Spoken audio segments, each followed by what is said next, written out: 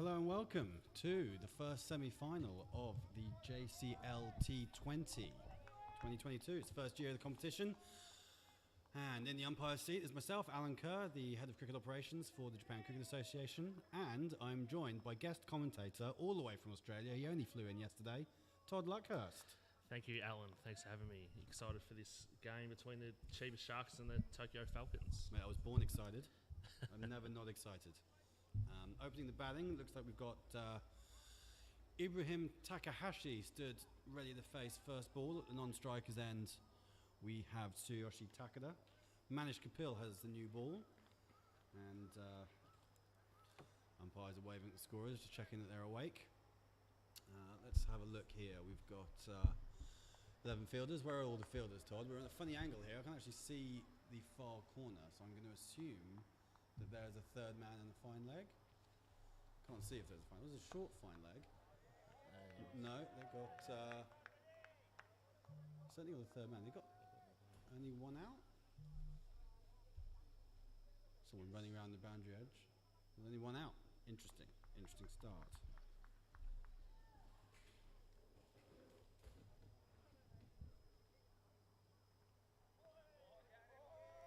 And that's a wide ball. Umpire calls it.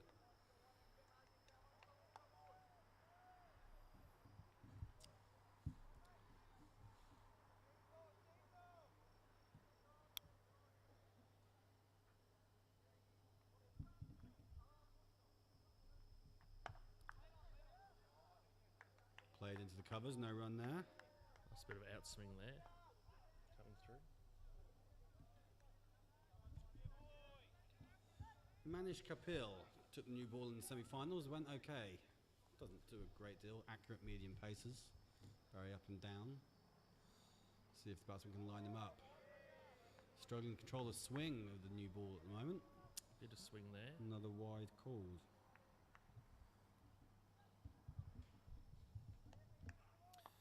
Yeah, Falcons got through courtesy of a tight quarter-final win over the Tokyo Titans, whilst the Chiba Sharks comes in again, driven straight.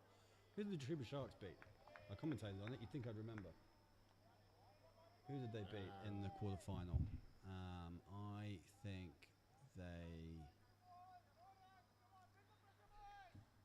beat. Who did they beat? Again into the covers, no run. No runs off the bat this over so far. Chiba Sharks beat the Tigers. They beat the Tigers, of course they did. Of course they did, because I had half the team commentating in here in the first game. Yeah, so the Falcons won the toss for this match and opted to have a bowl. Bit of a rivalry developing. Oh goodness, that is wide.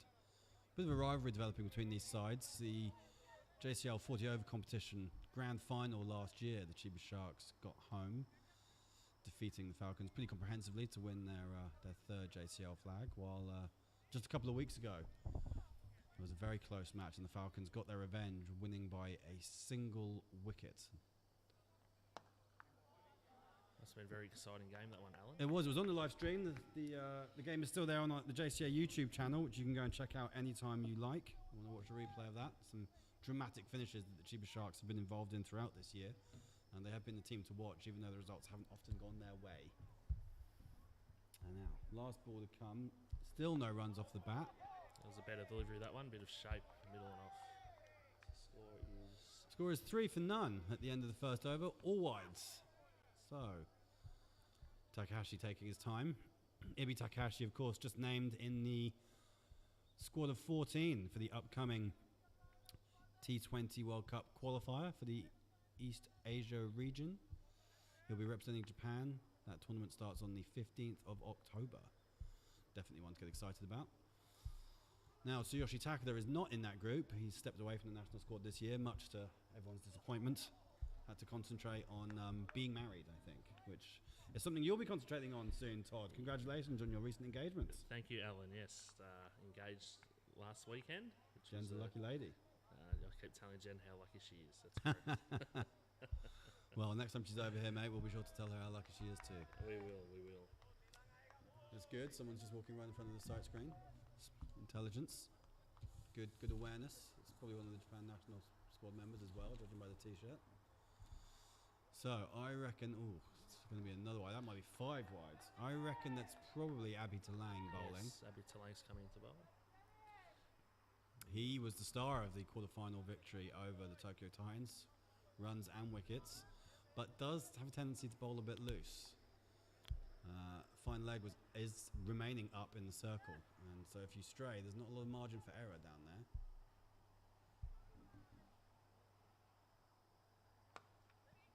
Into the covers again. They've got a third man out, and again, looks like the only man they've got out. Yes, it is. Only player out of the circle at the moment is third man. Fine leg up, short cover, and a short mid wicket. Left armour pushes it across. He does occasionally swing it back in, but he's going for a pretty short run up at the moment. Bowling nice and straight and early here. Not much swing for Talang. See if he can get the ball moving in a little bit. Beautiful day here in Sano. It's hot. Of, 29 or 30 degrees. It's hot, Toddy. Hot Toddy. Yeah, it's very warm out here today. Oh, outside Up-ish. edge.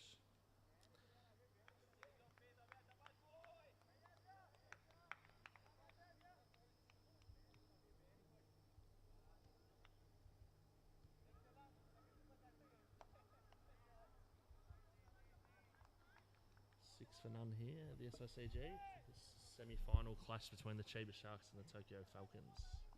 Do you know what? There was some bat on that first delivery, Todd. It didn't go down as wide at all. Yeah, it was gone down as 2 off the bat. So my eyesight's letting me down. It's clipped down to that same region again. They'll trot through for another single.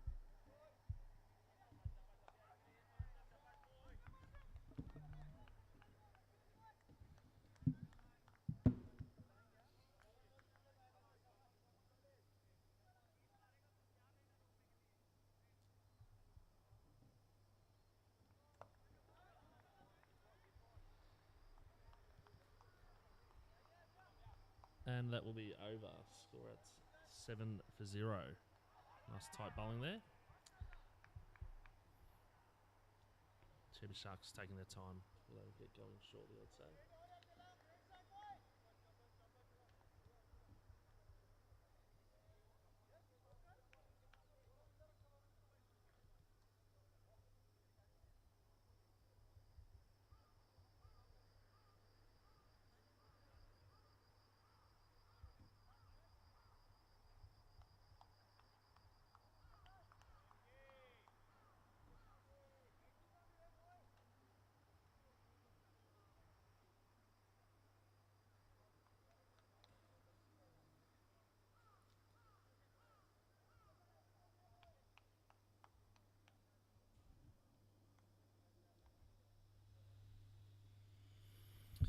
All right.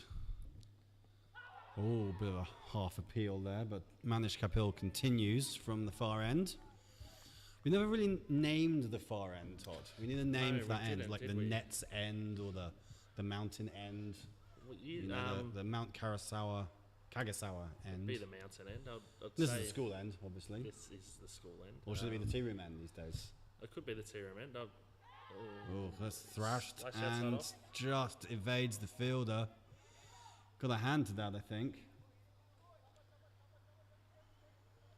Couldn't stick, so a half chance. Perhaps some more sprightly fielder might have got back and got hold of that. Didn't see a dive. Oh, it was like a dive, Todd, but disappointing didn't see a dive.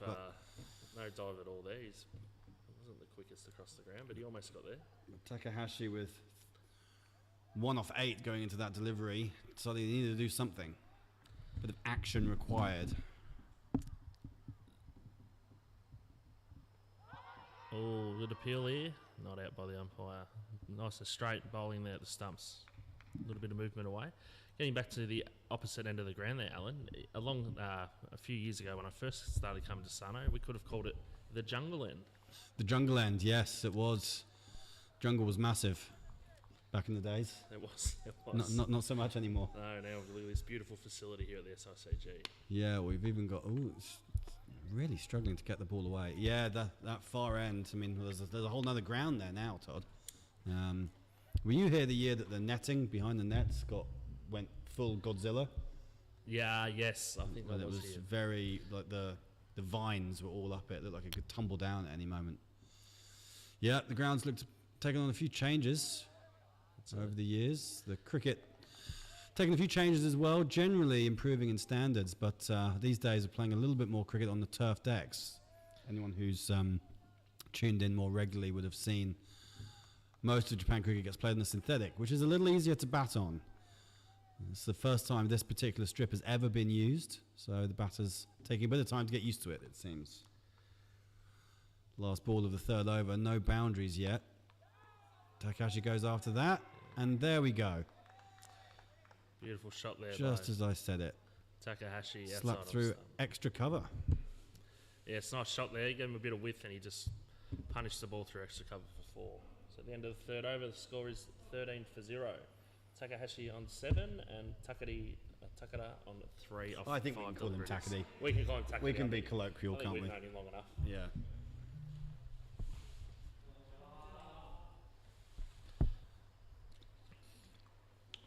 A few guests coming past, just saying hello to us in the back of the commentary box. Don't know who they are or why they're here, but I mean, you know, people just letting themselves in, I guess. Wonder what they're looking for. Hopefully all the doors were locked. That's the half time. Oh, Todd's just pulling the snacks out. You can probably hear the rustling. Abby Talang is going to continue. Left arm over. Takada looks to help that down the leg side. Batting in a cap. Takada, one of the reasons for that, I think, is he can't find a helmet big enough. He has got a large head. He has known for the size of his noggin. A wide there from Talang. He's just struggling to get his line right here, and he's off this short run up of only 7 or 8 steps. It's quite interesting. He starts quite wide on the crease, doesn't he? And does. Comes in. There you go. Similar shot to what we just saw in the last over. Is that going to go? I think it is. Just pulled up. Just pulled up short of the boundary, so they'll get a couple. Takadi very strong through that offside area. Loves playing that cover drive. That's exactly where he likes to hit the ball, yeah. And he can be quite inventive. There's an interesting story talking about the man at the other end, Ibi Takahashi, who's noticeably stronger on the offside and the leg side, because when he grew up, he played on a L-shaped garden backyard. So he could only score square on the offside, basically. So he's spent years since he came to Japan trying to practice his pull shot to make sure he can actually score off his legs. Interesting. He has improved. In fact, there was a warm-up game a couple of months ago when he put one from the synthetic over the stands. Oh, that's so a fair hit. he must have been ironing out that particular perceived weakness. He was a superstar in the T20s last year. Ibi Takahashi for the Chiba Sharks was instrumental in their run all the way to Japan Cup finals. The Sharks struggled through their group, went to the Eliminator, which is happening tomorrow this year, the Eliminator, and managed to come out with all sorts of performances, runs, wickets, and then come the finals themselves. Yeah, went all the way to the grand finale, just to fall short, the Chiba Sharks. So they've had a disappointing season in the 40-over competition. But in the T20, they are putting a bit more together. Although that said, they've had a nightmare in the Japan Cup, I believe, this year, and they're nowhere near finals. The Falcons have found some form of late. They struggled early season. I think maybe the disappointment of losing their first ever grand final last year perhaps got to them. But they've won 5 in a row in the 40-over competition. Talang's coming around the wicket now. Sensible. I was about to ask you if that was a good decision. Well, I think he's just trying to get that width away from Takadi, very strong, or both players being strong offside players, trying to cramp them up here, take that shot away, bowl nice and straight, maybe trying to get them to play across the line instead of through the covers. Talang in again, wide and signalled. So wides on both sides of the wicket now. Lots of wides. Changing his line doesn't seem to have, or changing his angle doesn't seem to have helped. This is similar to how he started, actually, in the quarterfinal. He was a bit wild, a bit rusty, and then came good in his second spell and came good with the bat. So, we won't write him off just yet. But the Falcons need to, they've made a promising start, but they're not quite taking full advantage of the struggles and giving away cheap runs. And that's a great shot. Pushed through the covers, that'll go all the way to the rope. as I said, Umpire Mumtaz Alam signalling with great flamboyance down there. Signals the boundary. Careful not to put his back out. good drive there, over pitch, put through the covers for 4. Both players, as we said, strong through the offside.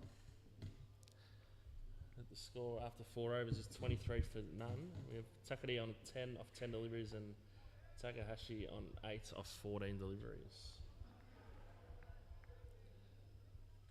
The extra count is getting up here for the bowling team, the Tokyo Falcons. They need to bowl a bit straighter and not leak so many wides, which I believe is a bit of a problem for them this year, their bowling. Yeah. Now then, if we're a few overs in, of course, this isn't the only semi-final taking place today. Over on ground 2, the Paddy Foleys are taking on the Rising Stars. So we should keep an eye on that game. Paddy Foleys have come off to a great start. They have taken 2 wickets in the first 3 overs. Rising Stars 10 for 2, which won't be pleasing them. But for Paddy's, they won the toss, chose to bowl. It's a nice looking shot, but just get a single for it. Yeah, having chosen to bowl Paddy Foleys, they've taken 2 early wickets, so they will be thrilled with the start they've made. 1 apiece to Jabbar Khan and Shoaib Hassan. Paddy Foleys a bit of resurgence for them after a few years in the doldrums. Back in Division 1 this year and, yeah, putting together some results in the T20 competition. You can hear a big appeal from over there as well. And it looks like that might have been given. There's some celebrating, so Rising Stars might be 3 down. Well, the Rising Stars, LBW over there, I believe, Alan. From the looks from here, as we have... Manish continues into his 3rd over. Not the kind of bowler whose action takes a lot out of him, so I reckon he's good for a longer spell. Yeah, not much. He just kind of trundles in and doesn't really put too much effort into his delivery style. It's very smooth, so I'm sure he could continue. He has another wide. Horrible. Comes along here. What are we up to here for the wides, Alan? Well, let's have a check, shall we? Get the scorecard up. I would say plenty. Full scorecard. We're looking at... Well, with that one, I reckon it's going to be 7 wides so far. Ooh.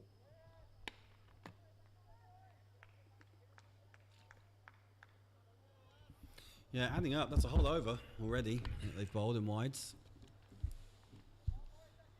Slows the game down too, doesn't it? It does. It does. I think Chambers Sharks will look at moving the score along here soon, I'd say. They're on top. I mean, the extras with the wides are helping, but I just get the feeling that Tuckety's going to try and take him down here. My thoughts, you want to be in the 40s at the end of the power play, I would say. You want to be going at least close to 7 and over in these first 6 overs, and especially if you're none down, you would feel that maybe they've not taken enough risks just yet. Yes, I'd expect them to push it along, but if you are none down at the end of the power play, I suppose wickets in hand is crucial. But expect these 2 to push it along shortly.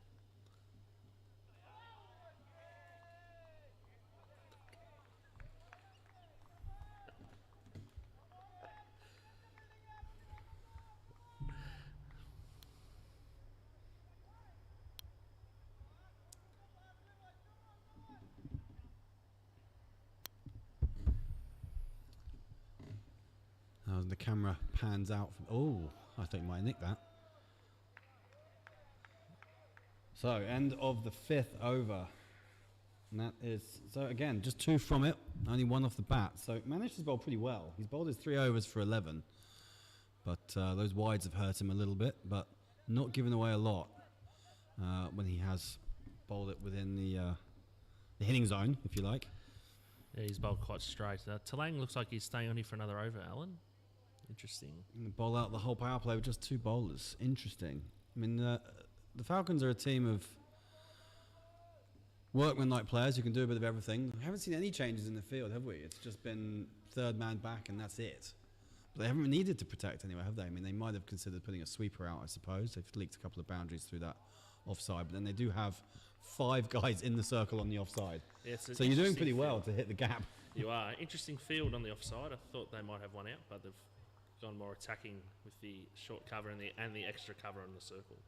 Yeah, I mean, Talang with this field, with a short mid-wicket, mid-on and short fine leg, he's got to get his line right, because anything leg side is there to be absolutely milked. So if I'm a batter in this situation, I'm looking to get across, and you can just heave it into the leg side, and there's no risk there. Yeah, definitely. Definitely move across the wicket. You can just flick it, especially through no square leg. It's only got the short mid-wicket, mid-on, and the short fine leg. So anything on leg stump's just going to go to the boundary here, I'd say. Oh, he's just done nothing with it. I'm not sure quite what that shot was. It's almost an elaborate leave. It was a bit of a funny shot there. I think he wanted to play the ball, Alan, and then he decided he wanted to leave it and was caught in two minds. The ball shaping a little bit away there. Interesting delivery, but like you said, if you take a step across and you could little flick through the leg side and score runs here. He's bowling very on that line outside off stump is working quite well here this over. He's got the field set.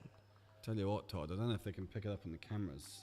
See it a little bit. We are just beset by fireflies. We're into firefly season now, and they are out in force today, aren't they? Well, when I was out on the ground earlier with you, Alan, I saw one land on your shirt, and I didn't know what it was. I was quite scared for a minute. It was quite large. I was like, what is this? They often land on the bales. Oh, okay. They yes. like to make a little home. I saw one earlier when I was out there, just nestling in. Hope it didn't get too comfortable, because they may get rattled at some point during the day. But yeah, the firefly is definitely a feature. But he's still looking to score offside every delivery. I mean, it's kind of mad, isn't it? It is, especially with the stage 5 overs in. Last over, going at 2 balls of the power play remaining. not even 5 and over, and with the extra count, so they haven't really scored much at all. I think they need to start trying to move it along a little bit here. Last ball of the power play coming up. Abby Talang comes in, full straight offside. They've got through for a single. I mean, the Falcons will probably be a little bit annoyed that with 5 men in the circle, they're still taking singles on the offside. So that's, credit to the running from these 2 batters, but I'd have to say I'm a bit disappointed with the ambition shown with the stroke play at 28 for none after 6 overs. They probably could have taken a few more risks. Of course, a bit of a surprise in the Chiba Sharks batting lineup when the team sheet came in. No Dougal Benningfield. No, Dougal as Dougal is the coach of the national team. Dougal has a training session over the back there with the national squad members this morning, and Dougal decided that he was pulling himself out of this semi-final to concentrate on the training for the upcoming bilateral series against Indonesia, which will start next Sunday. First game next Sunday, 13:30. Watch it here on the JCL YouTube channel. Yeah, big series. Japan's first T20 internationals in almost 4 years. 4 years, Todd. It's a long time, Alan, isn't it, in between international fixtures for the national team? But now, hopefully, we're over the pandemic and start playing some more international cricket. Wouldn't that be nice? Of course, the bilateral series will be followed the next week by the ICC T20 World Cup 2024 East Asia Pacific Sub-Regional Qualifier B. Well done, Alan. That was a bit of a tongue twister. Snazzily named. Okay, so we've got a change in the field, and we've got a new bowler. Dev Mishra is on. He has got long off back, so there's an easy single taken first ball of that over.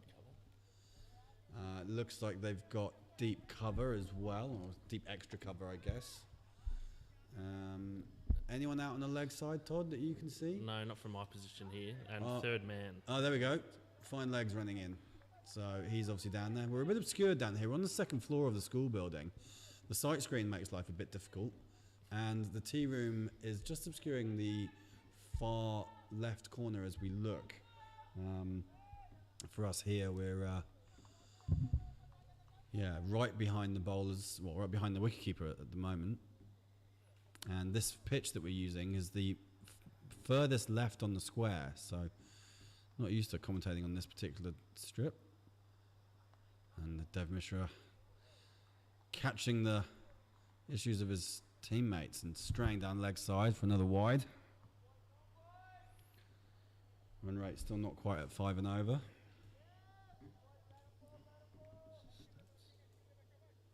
But yeah, we can see the Japan national squad, men's squad. They're all decked out in their red t-shirts up by the nets. Looking like Dougal's giving them a bit of a talking to at the moment. Ardino Luhode is there as well. He's assisting the coaching and will be acting as team manager during the tournament. And then he'll be taking the women for the East Asia Cup down in Kaisuka. He head coach of that team. So yeah, lots of international cricket coming up next month.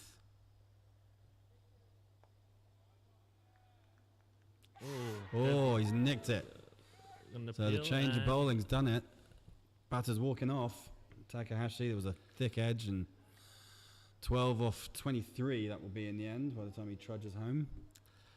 Didn't quite get going, did he? No, he never got going. Quite a loose shot there, Alan, wide of the crease. Yeah, I knew he had really to get something nothing. happening. So I think he thought that he better get it moving along, which is fair enough. Just took the outside edge. Dev Mishra takes his first wicket. The score 32 for 1. Mishra 4 for 1 off the 4 deliveries. Looking at Mishra's stats here, Alan, he's quite a handy bowler with an average of 19.7 in his T20 career here in Japan. Yeah, he goes okay. And economy rate of 7.4. And a nice bloke to boot. Nice guy. That's helps out with the umpiring quite a lot. He's one of the umpire panel. Yeah, he's been a bit of a stalwart for the Falcons in recent times. Now, who do we have coming out at number 3? I reckon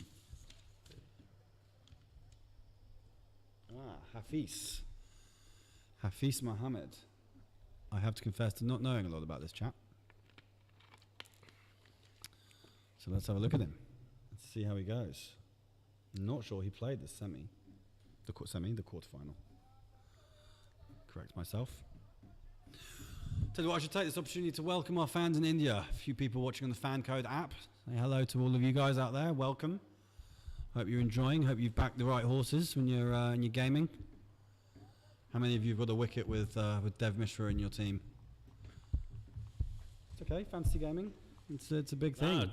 Dream 11, in fact, the World T20 qualifier is supported by Dream 11. Fan Code, the live streaming arm of that. So good to have them on board with some of the JCA competitions. Hopefully we can do a bit more of it next season.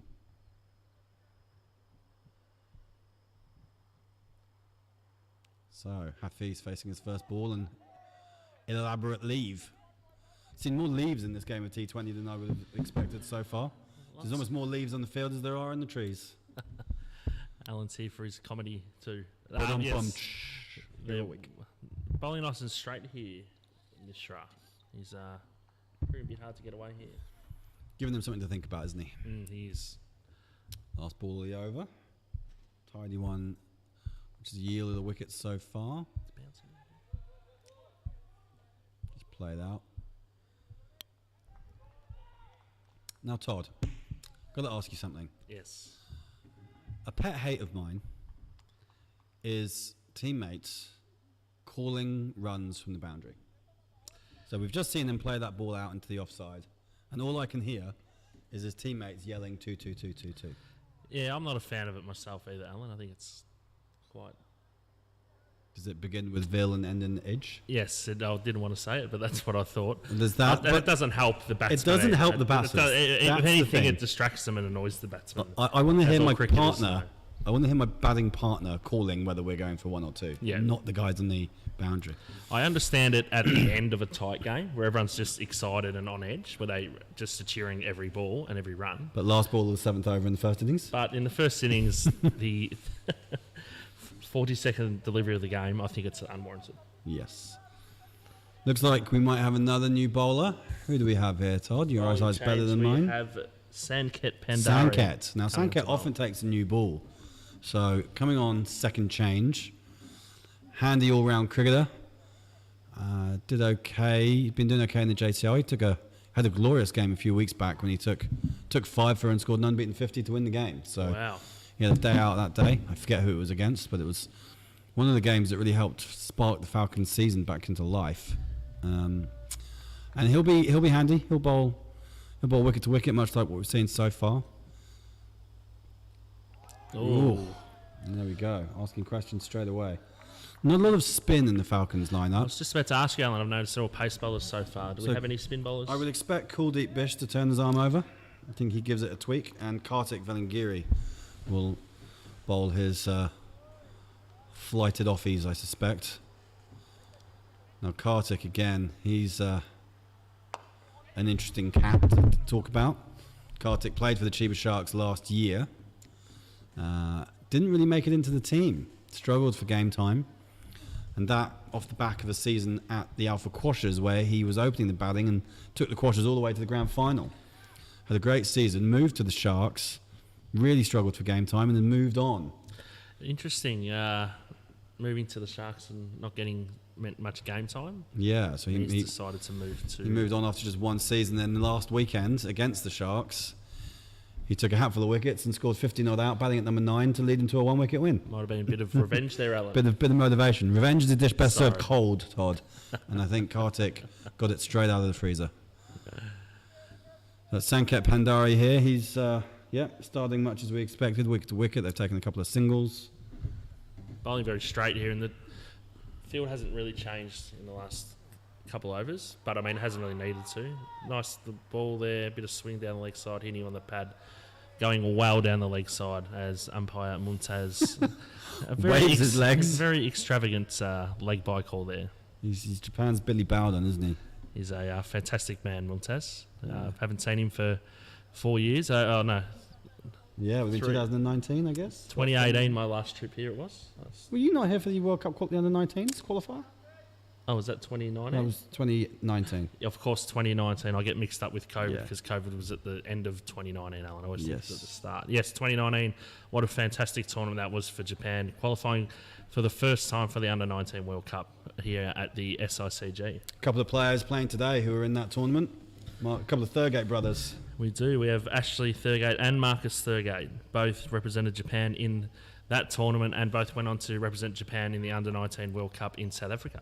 Well, actually, Ashley didn't get a game in the qualifiers, but we'll skip over that. But you played in the big stuff. Played in the big stuff. Went to South Africa and played every game, I think, actually. And that was a great tour for the Japan Cricket Association. Wasn't it just on the Alan world stage? was there on tour with them as the team manager. Acted as team manager. Played India in a televised game.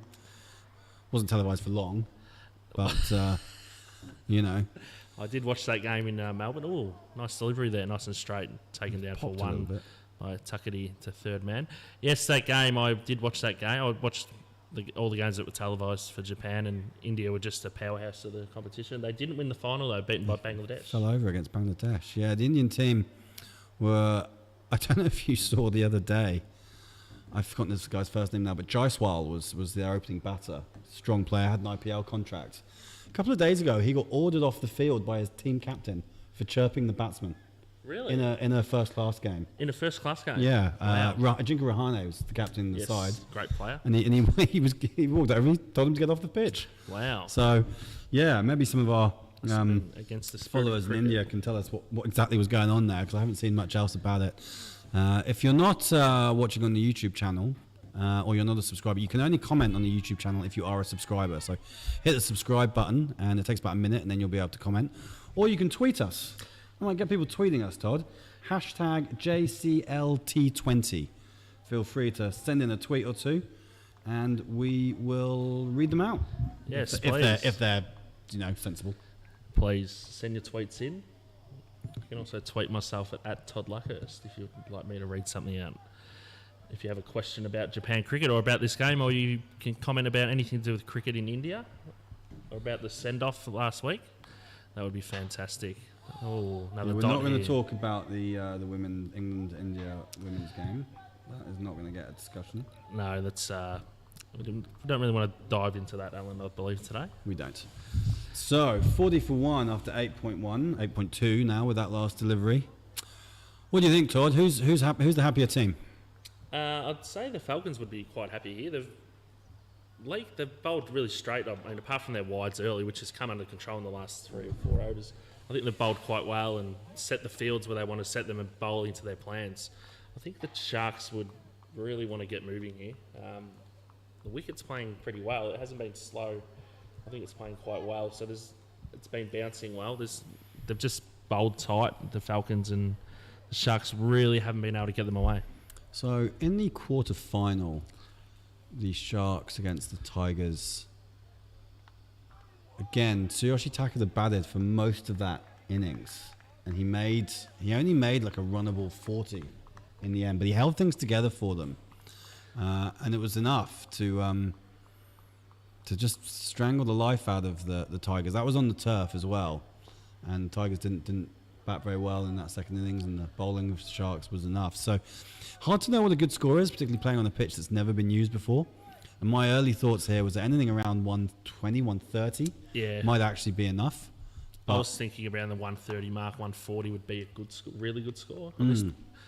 And especially with players not playing on the turf as often, as you know, it's quite different to the synthetic. With the ball, it is slower, it doesn't bounce as much. And the Sharks will have spinners. You know, they'll have, we mentioned Ash Thurgate already. They will also have Ibi Takahashi, who's been and gone. So yeah, their bowling attack may well cause a few problems. I wouldn't expect them to give away as many extras. So the Falcons will have to earn the runs, whatever it is that they're chasing. That being said, they're a strong batting unit, so they'll be confident of chasing whatever's set. But they will be hanging their hats on a couple of their big guns. So let's see how things develop there. Now, another over ticks by. Very little happening out there for the Chiba Sharks in terms of scoring. I expect them to really up the scoring here. They've got some power coming in soon. I expect Marcus Thurgate to probably go in next or after that, Alan, to get the score going. Yeah, it'd be interesting if they send Marcus to bat late and try and just go out with a license to hit in the last 5 overs, or if they just send him in at the fall of the next wicket. Arsal Sohail often comes in up the order. But at 41 off 9, just one down. I mean, that one down is important. It does mean that they can take risks and have a crack later on, but they're not taking any risks at the moment, are they? No, they're not. Nice bowling here, though, by Mishra. He's just bowling that annoying line and length, Alan, where it's really hard to get away. I think the Sharks need to become a bit inventive here and try and make things happen, moving around the crease. Yeah, they've got, because they're facing just medium pacers, you know, having fine leg up means that they can't manufacture anything around the corner. No. That means they've really got to use, if they're going to try and hit boundaries. Looking at this field now, you've got a long on, you've got a deep square on the leg side, as well as a deep cover, as well as a third man's back, and I'm going to assume there's probably there might be another man down here where we can't see, but you know, you've got to really hit hard. You've got to be eyeing up probably this gap here, or straight. Well, I mean, I was thinking straight over mid-off is probably the play here. He's bowling that offside line, as you can see there. But he's bowling quite well. He's moving the ball. He's bowling a really good length, but there is the opportunity here to hit the ball through the onside because there is no short mid-wicket available. There is one or two there every time. I've not seen anyone getting forward. No, everyone's playing from the crease. And I don't think that's helping them. There's Takadi's calling for a drink. It's quite warm here today in Sano, as we said earlier. Takadi doesn't do well in the heat. No, Takadi is a sweater, isn't he, Alan? He came over to give me the team sheet before the toss. This is before the toss. And he was pouring. Oh, is that a strangle? No. There's a wide trying to con the umpire. Mumtaz Alam's not having any of that.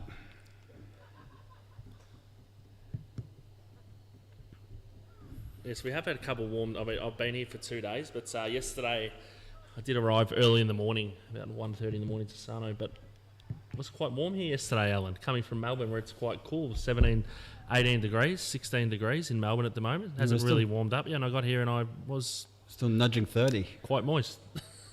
quite damp around the edges. Yes, it was very... happens to the best of us, my friends. It does. What do we got here? Umpire Mumtaz. Yeah, umpire likes to have a bit of a chat. Calling out to the Sharks players. Something none of us like to see. It's called out for a drink for Takadi. I think he might be saying that he can bring it on the end of the over. I suspect that was it. If anyone's trying to bring a drink on. We've got the short mid-wicket here now, Alan. Okay, he's come in, so... Oh, it's a wild hack. No, just inside the line. Yeah, I mean, very little runs coming off the bat here. Hafiz, 4 off 7. I guess that's 4 off 8 with that delivery. Takadi, 15 from 27. there's just been a desperate shortage of boundaries. We had, what, 2 in the power play, I think? And 2 in the power play, that's correct. And haven't really had much going with. There's a runs one down to third man there. Down to just another man. single. As how many goes to 5? It's not much going on, not much scoring, but expect them to move it along shortly. You'd think so anyway. They're bowling quite well though, the Falcons. I'll give them that, Alan. They've bowled quite well. Nice and straight. Good line length, as you can see there. What they haven't done... Punches one out to deep point. ...is drop short. They've bowled very full. They've lost their line a bit and they've given away some wides. But generally, they have kept the ball up, you know, in the batsmen's... towards their feet. They're bowled full. They haven't given them anything to really... power over the leg side. So at the 10 over mark, 46 for 1. Yeah, it's a bit of an in-between score, that, isn't it? It's certainly not something to be celebrating, but you wouldn't be panicking either at this stage. No, you'd be happy with the foundation that has started here for the batting halfway through. You probably want to be around the 55-60 mark, but there is 10 overs to go, and they start ramping it up now. There's no reason why they couldn't get to that 125, 130 mark, I'd say, which would be a pretty good score. I'd say 130. I think par would be 120, Alan. You'd want at least 120. Yeah. Especially with the Falcons' big hitters. Yeah, I mean, 100 you're in the game, but you really going to need 120 at least. I mean, the Falcons chased down 160, I think, 170 in the semi-final. That was on the synthetic. Yes. But now, we're saying you wouldn't be panicking at this stage. You probably would be panicking if you were 34 for 6. I was just about to check the score. Which is where the Rising Stars currently are. This was such a big day for the Rising Stars. They're not a club who've won anything, really. Okay. They've had a miserable season in the JCL in the 40 over comp. They haven't won a game. And I kind of thought this might be where suddenly they come good in the JCL T20. Paddies do have a bit of pedigree. They have won games before. There we go. Kuldeep Bisht has come on, I think. It doesn't look like Kuldeep, but he is bowling left arm spin. So someone's on. It is Shahane. Nilesh Shahane, number 300. Nilesh Big Shahane. lad, Helen. Bowling his left arm orthodox. Interesting to see if he can get some bounce with his height here. Oh, he's bowled him. Bowled him. Great. There we go. So change. They've not enjoyed the left armers at all. They haven't been able to get them away. Having a left arm spinner, change of angle. He was coming left arm around. And Takadi's just chopped that one on by the looks of things. Takadi getting caught on the crease, not reading the line of the delivery there, and just getting bowled or played on. Takadi, second wicket to fall for 46 on the board. 46 on the board. Yeah, it was a bit of a struggle for Takadi there. None of the heroics that we so often see from him at finals time. He's gone for 16 off 30 with just one boundary. Coming to the crease here is Manib Sadiq. Interesting. Promoted to number 4. Can wonder if he's got his disco shoes on. Anything could happen with Manib at the crease. Manib, a powerful shot player, Alan, on his day. He does he'll bring some urgency. Yes, and he's very busy. Of course, Manib bowls his nice pace bowling too. He's a good cricketer, Manib. Yeah, just picking up quickly back at that game over on ground 2. Khan Abdul-Jabbar, 3 overs, 1 maiden, 3 for 6. He's taking them down over there. He's doing the damage. No one's made double figures. 10 overs gone, 37 for 6. Things not looking good for the Rising Stars. For the Chiba Sharks, though, the Tokyo Falcons, well, ooh, goodness. Not sure quite what's happened there. It's going to be tough here for Manib because he's not going to have much time, Alan, to get in. He's got to really try and move the scoring along. So it's going to be interesting to see tactically how he goes about it here. If he's going to be quite aggressive or he's just going to try and push the ball around for an over. Oh, not much aggression in that shot, was there? No, he's bowling quite straight here. Shahane. Wadded back to the bowler. Around the wicket. So just looking at this field, yeah, we've got an extra cover out. He's on the boundary. Mid-off is back. Mid-on is back.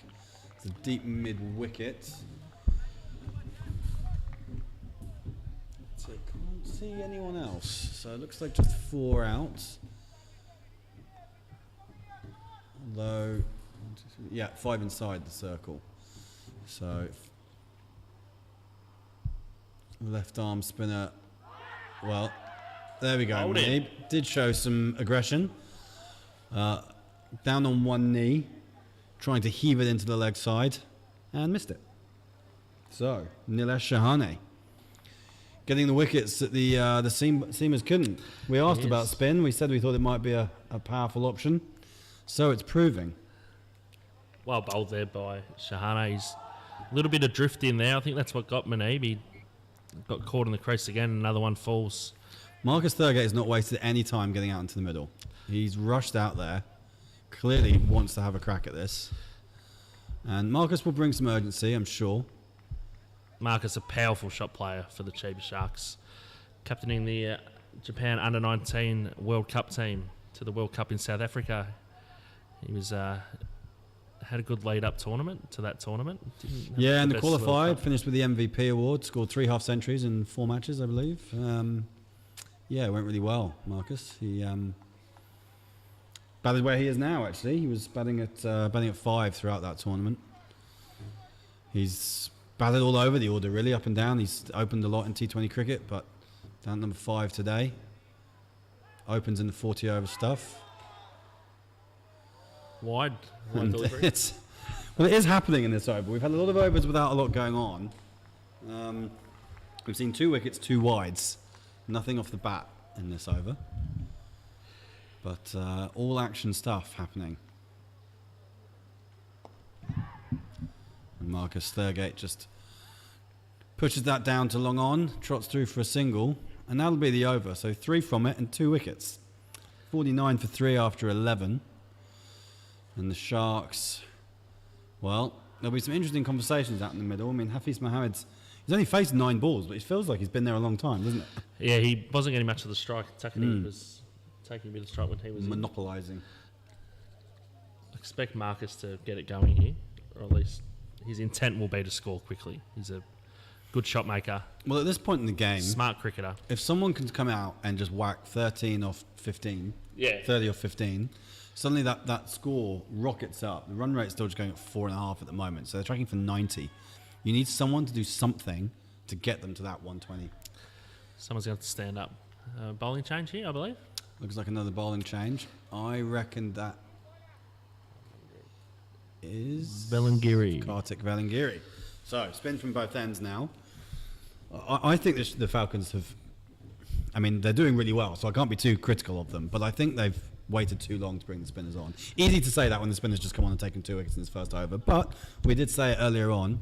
I think when you're playing on the turf deck in Sano, getting spin on early is pretty important.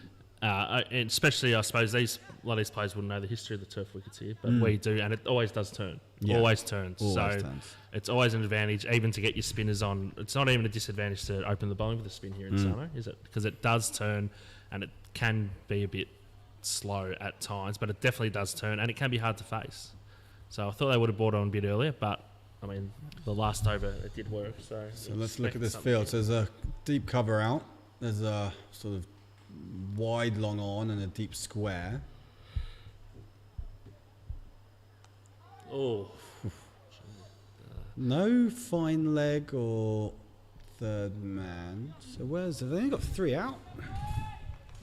Looks that way from my vantage point.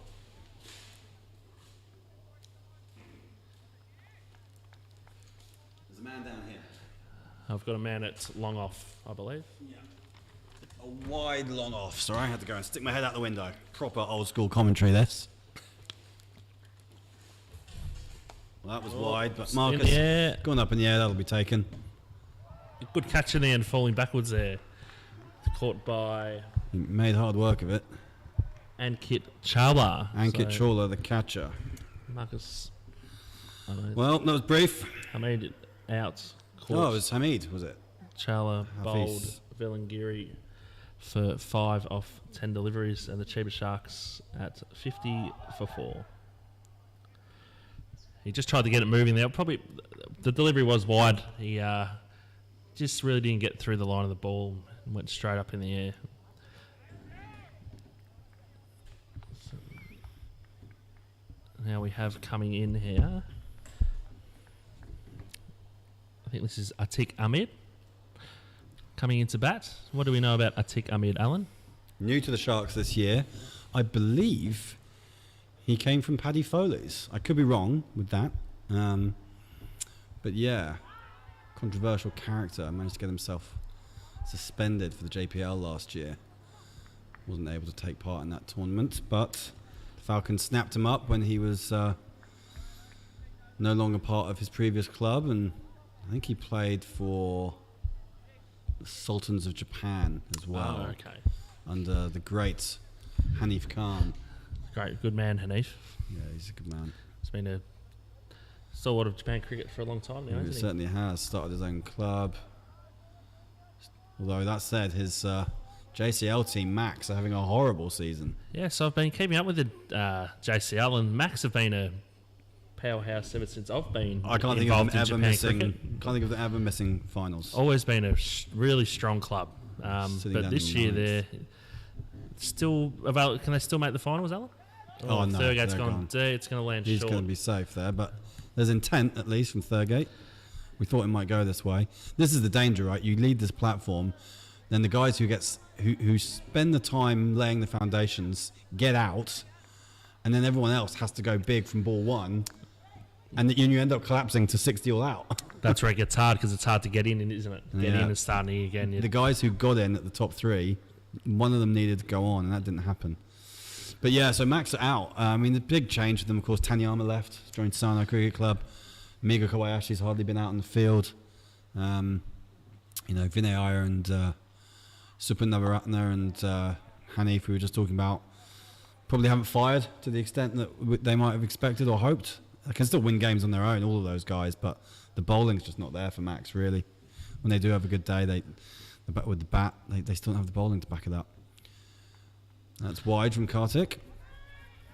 And of course, speaking of Sano Crew Club, very strong these days, Alan. Lots of national squad members have moved to Sano in the last couple of years to live and concentrate on cricket, and most of them have gone on to play for the Sano Crew Club. Yeah, a lot of work's gone into really trying to make the club a harmonious environment, friendly place to be part of. It was, for a few years, a bit of a melting pot, sort of players coming and going, and it's given him. Well, I believe that's caught behind, Alan. the batsman's just standing there. He doesn't look too chuffed. I thought it looked like a stumping attempt because the bails are off. Yeah, Balangiri takes the wicket of Ahmed here. I believe caught behind for 0 off 2 deliveries. Getting a nice little shape here. Balangiri. He's got these little outies here, Alan. See him up, it looks like, as we have a look at the replay here. Well, traditionally he's more of an off spinner, but he does rip it through. Yeah, it looks like it's caught behind batsman. Very happy with the Well, there was decision. an appeal for a stumping, but it's the standing umpire who's given it, so it must be caught behind. Has to be. I don't think Mumtaz could be giving a stumping from there, so yeah, it's first ball duck for Atik Ahmed. He's didn't look too chuffed. He stood there for a while. Wonder if that'll come into my desk next week. So this is it. You see, the Sharks are Sharks in a bit of trouble here. losing wickets regularly. As we have coming to the crease, it's number 36 in Asal Sahel. Now, Arsal's a decent player. He probably hasn't got the runs that his talent deserves, I would say, this season so far. But he is very capable. And these guys now these guys have to bed down again. Having said that they needed to try and charge, now they actually just need to make sure they get to 80 or 90 and don't get bowled out. Yeah, in a bit of trouble. Wickets are falling fast. The Sharks. Suddenly they're 5 down. The scorers are panicking. Shahane continues to Thurgate, who works out into leg side. That's pretty sensible, I think. He's very busy around the crease, Thurgate, and he's a smart cricketer, and he knew that there's always a single down the leg side, which hasn't really been the urgency from the Sharks here. They haven't really been looking to move the ball around. It's just been a bit plain. Yeah, the opening partnership did it a little bit. those first sort of 20, 30 runs, but they were also being given wides at the time. So once those extras dried up, the batters have had to be a bit more proactive. Those openers, they ran well. The running has kind of stopped since then. So these guys really need to make sure they take everything that's on offer. As you say, there are gaps, but good running. That's good running. There's a guy. He is well inside the circle. He's all of 10 yards away, and they've taken a single to him, which shows that with a bit of urgency, there are runs out there, and they need to go at 4, 5, 6 and over. I mean, they've got to try and find the boundary and over. There's still, looking at this field now, there's no one on the boundary from deep extra cover on the offside all the way around to fine leg. So 3 guys in, 2 guys in close. And he's turning it away from the bat. So there's the reverse is a serious option here, I would say, Todd. I think it is. And Thurgate there trying to get across He's one with who the can sweep. play it. He's looking at scoring on the leg side too. Thurgate takes a little whippy whipperson single there. So this is interesting here with Sahale as his face comes in here. He's going to face his first delivery off Rahane. Bowling very well. Nice and straight. It's proving quite hard to get away here, Alan. Except as makes a wire off me there and bowls wide. Yeah, they've not given it easy to the Sharks, that's for sure. And they've really come back strongly after a start which wasn't poor, but it wasn't probably quite what they had hoped for in terms of the lines they were bowling. But the Falcons have just stuck to what they were doing, haven't they? And they've allowed the Sharks to dig their own grave a little bit. They haven't really done anything different here, the Falcons, have they? It's been pretty simple cricket, just bowling good lines and setting fields to where you want to bowl. As Sahale tries a quick single and gets through, and the ball goes past. I don't think there's going to be another run here. The ball goes past the wickets. Single there, Sahale off the mark. And that would be over. So at the end of the 13th over, Chambers Sharks. 57 for 5 at the end of 13. Shahane 2 for 8. He's going all right, isn't he? Let's check in on this other semi-final, shall we? How have the Rising Stars gone? Well, they've got a few more runs, but they've lost another wicket. They are 63 for 7 now into the 16th over. Sheikh Rubin has at least got themselves in doubles. He's had 6. It's the only 6 of the day. It's only the second time the ball has crossed the boundary line for the... In fact, I'd say that. It's only happened twice here. Has it? We had 2 boundaries? We had more than that? I think we have had... We had 2 in the power play. Maybe one more, Alan. I think one of 3. As Rahane. No, just 2. Just 2? Just 2, Toddy. Rahane continues here for his 3rd over. It's figures of 8 for 2. No, he bowled last over. No, that's this is wrong. Valangiri. Sorry. Come on, mate. He's even got his back to us. We can see his shirt number. We can. So another guy with 100 on his shirt. These 3-digit shirt numbers, Todd. How do you feel about that?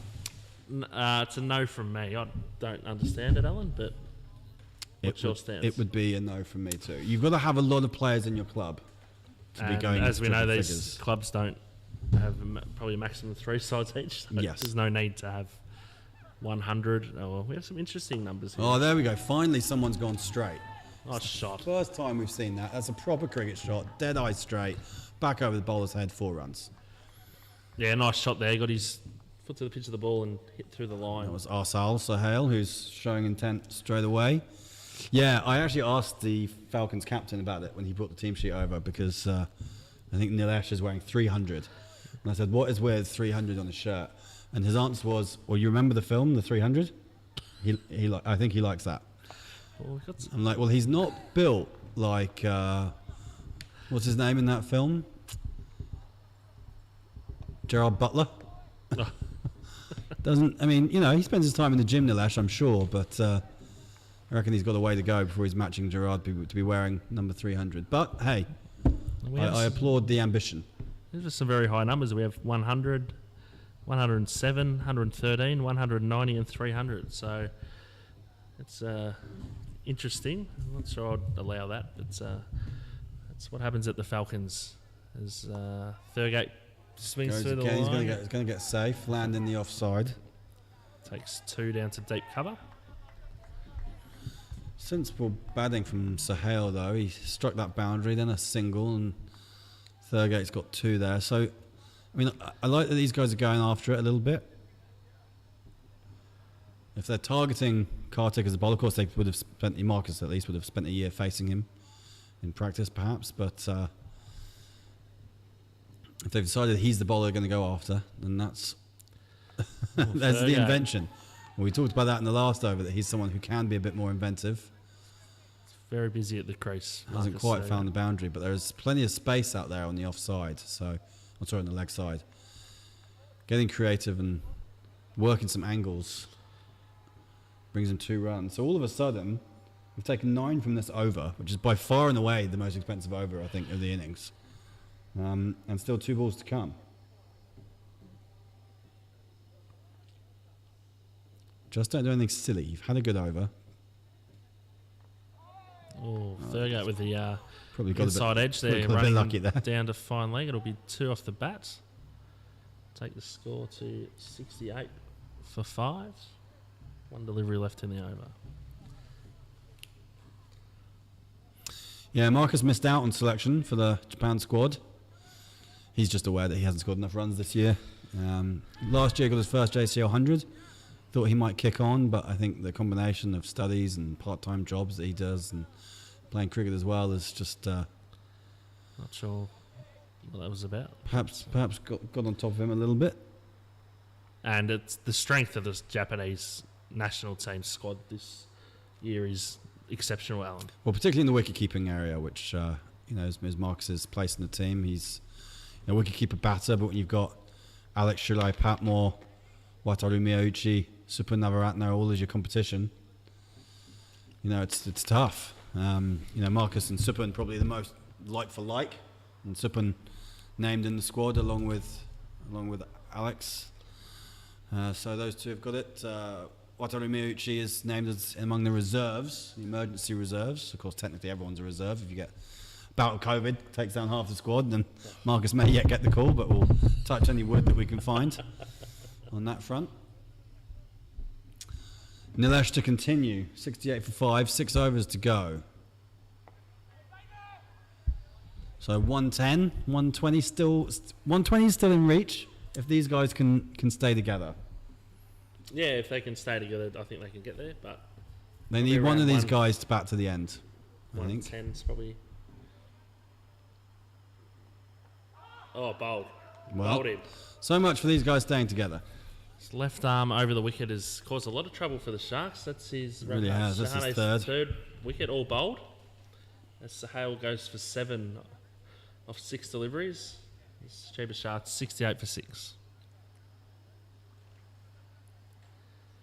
His line, I think the left arm orthodox, the line that's coming in from around the wicket there is causing a bit of trouble, Alan. The ball, they haven't been able to pick it up, and he can fire him in nice and full. There's not a lot of left-arm spinners in Japan. So Piyush Kumbare's got into the Japan squad, the Tigers bowler. He generally goes well in these comps. He missed that quarter-final against the Chiba Sharks. And I'm sure Piyush, well, he's probably out with the men's squad now, but he's probably keeping an eye on this game and thinking, I might have enjoyed playing against the Sharks, and then my team could have been playing in this match. But didn't quite happen for him. He would have enjoyed it. Sorai Chiki is another one. There's not too many. There used to be a guy at the Quashers whose name escapes me right now. Another Darker, Devendra Darker, tall left armour, used to get bounced and turn, caused all sorts of problems. He went back to India a few years ago, but he was highly effective. Am I missing anyone? Am I forgetting anyone? Tweet us. Hashtag JCL T20. Let us know of any left arm spinners in Japan that I'm leaving out. And he's changed his angle. That's funny. Yeah, he's going back over the wicket to the right-handers here. Because it's the left-hander, yeah. Sorry. Oh, nice and short. It's played through. Is this Ash? This will be Ashley. Oh, this is Ashley Thurgate. So the Thurgate brothers at the crease.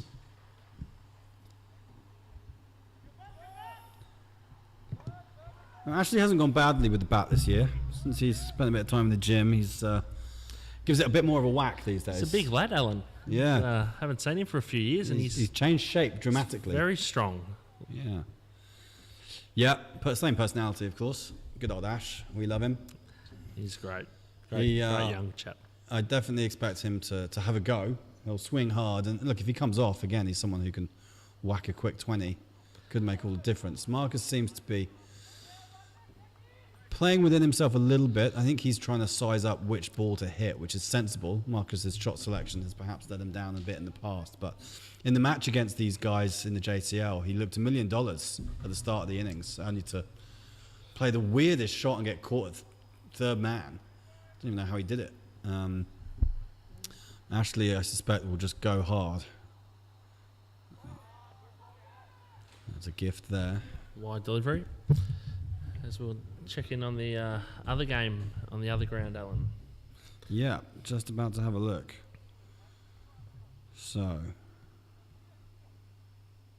not dissimilar to where we are here. 68 for 8, the Rising Stars. Not sure they're going to make 100. The guy who was making runs is gone. Sheikh Rubin was removed for 18. Hamza Malik knocking him over. Quite aggressive field here, Alan. We've got points, short cover, and we've got an extra cover, then we've got a short extra cover.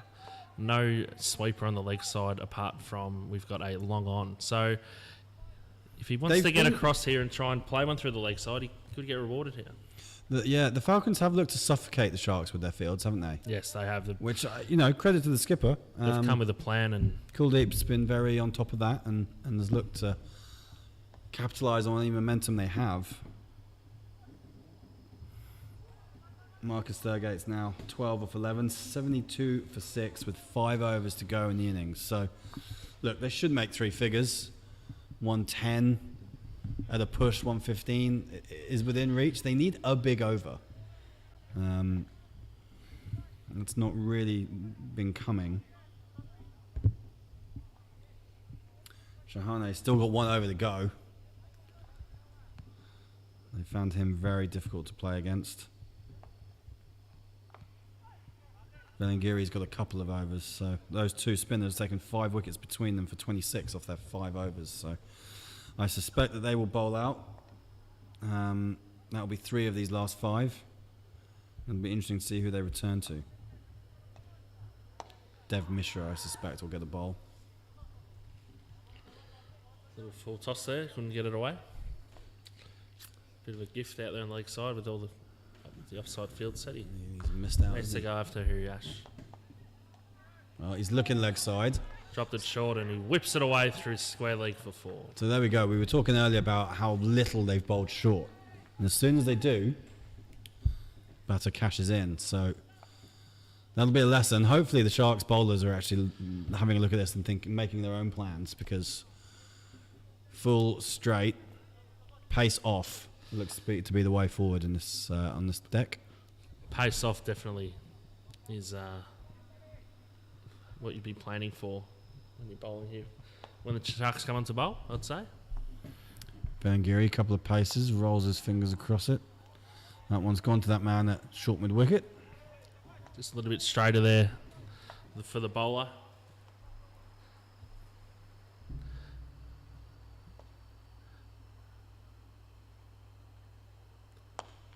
Upish, safe.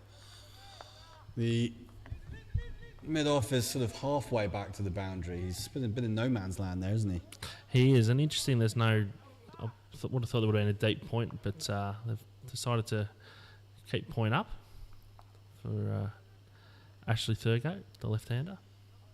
Now, Marcus has got to be... He's clearly eyeing up that leg side with short mid-wicket in. There's no one on the boundary between fine leg and long on, so... Expecting to walk across here and try and flick one I through think the leg side. That's what he should be doing there. He says And he the does. there's the shot. And Hasn't got the hold of it. It'll land safe, though, and that's why you can do that. And they'll probably get 2.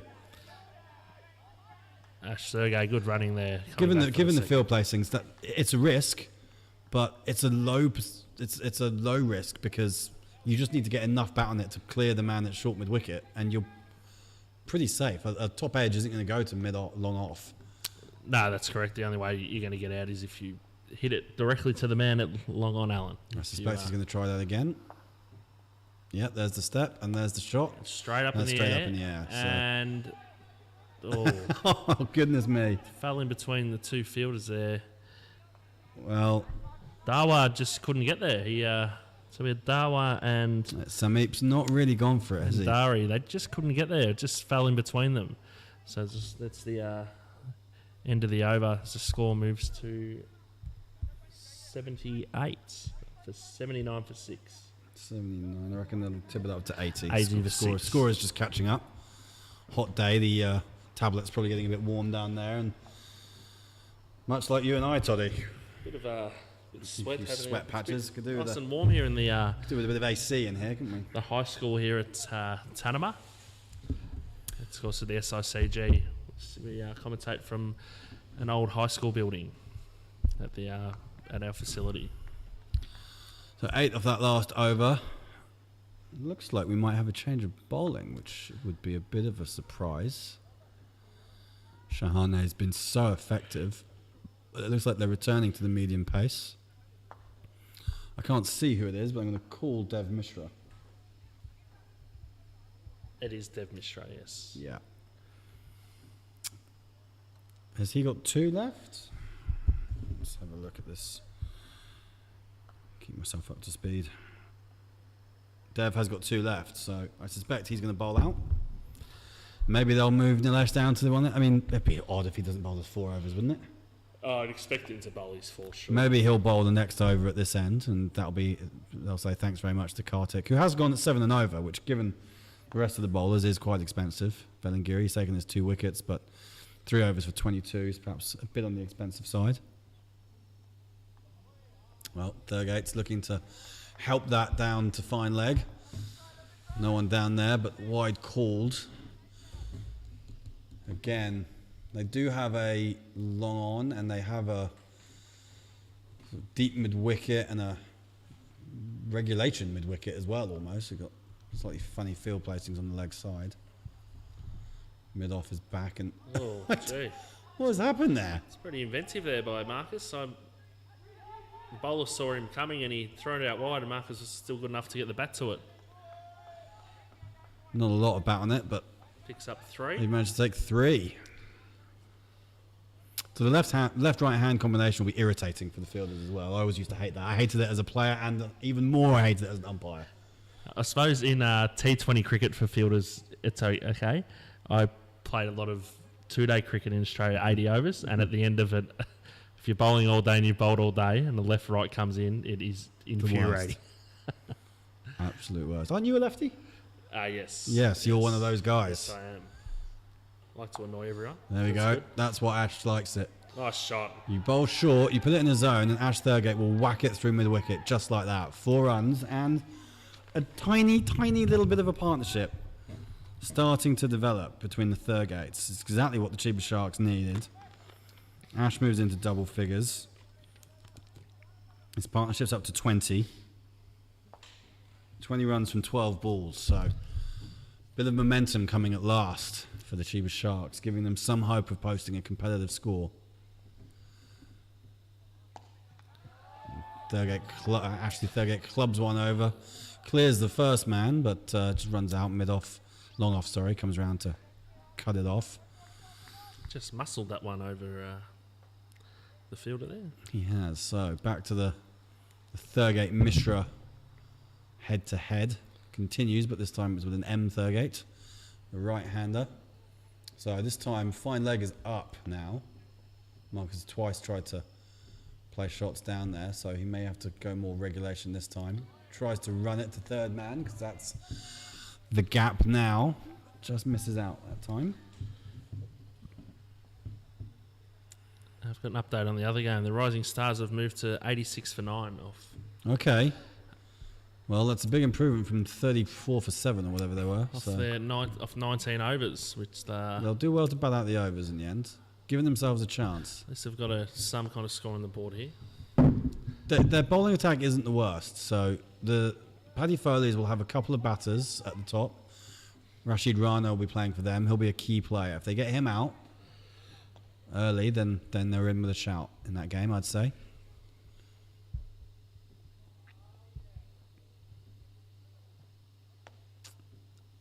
Mishra continues. Thurgate, Marcus goes up in the air. That one, he's had a few lives. He's had another one. Keeper can't get there. Keeper called for it. Sarfraz ran out to it. Really, the mid-wicket could have just taken a few steps and caught it. It looks like the keeper took one of his gloves off there, Alan. For you, maybe we can get it on the replay and have a look. But it was interesting there because he made the ground. He covered the ground quite well. He like he went one-handed. We'll have a look at the replay. So we have the end of the over here. Batsman having a quick drink. Gives us a bit of time to wind YouTube back and have a look.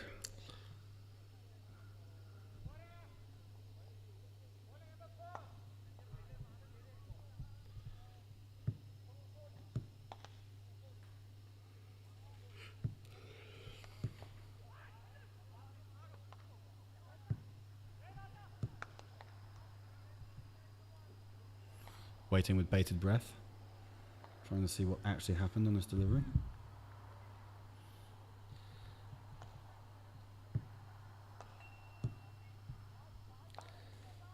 So the cheapest Sharks move to 90 for 6 off their 17 overs. Marcus Thurgate moves up to 19 off 17. Ashley Thurgate is 12 off 9. Marcus on strike again. We have Pandari. Sanket Pandari Coming onto replaces bowl. Velingiri. Let's just have a look at that replay. Yeah, the keeper goes for it. No, he does keep his gloves on. He just doesn't get there. Oh, low full toss going out at long on. It's going to bounce a single for Marcus Thurgate. Marcus has been going aerial a lot. He has. But he keeps getting away with it. The ball's fallen safe. It's just been his day today, I think, so far. So hopefully, for him at least, he'll be able to get a few more away towards the end. Sanket, handy bowler. Ash Thurgate just taking the leg stump guard.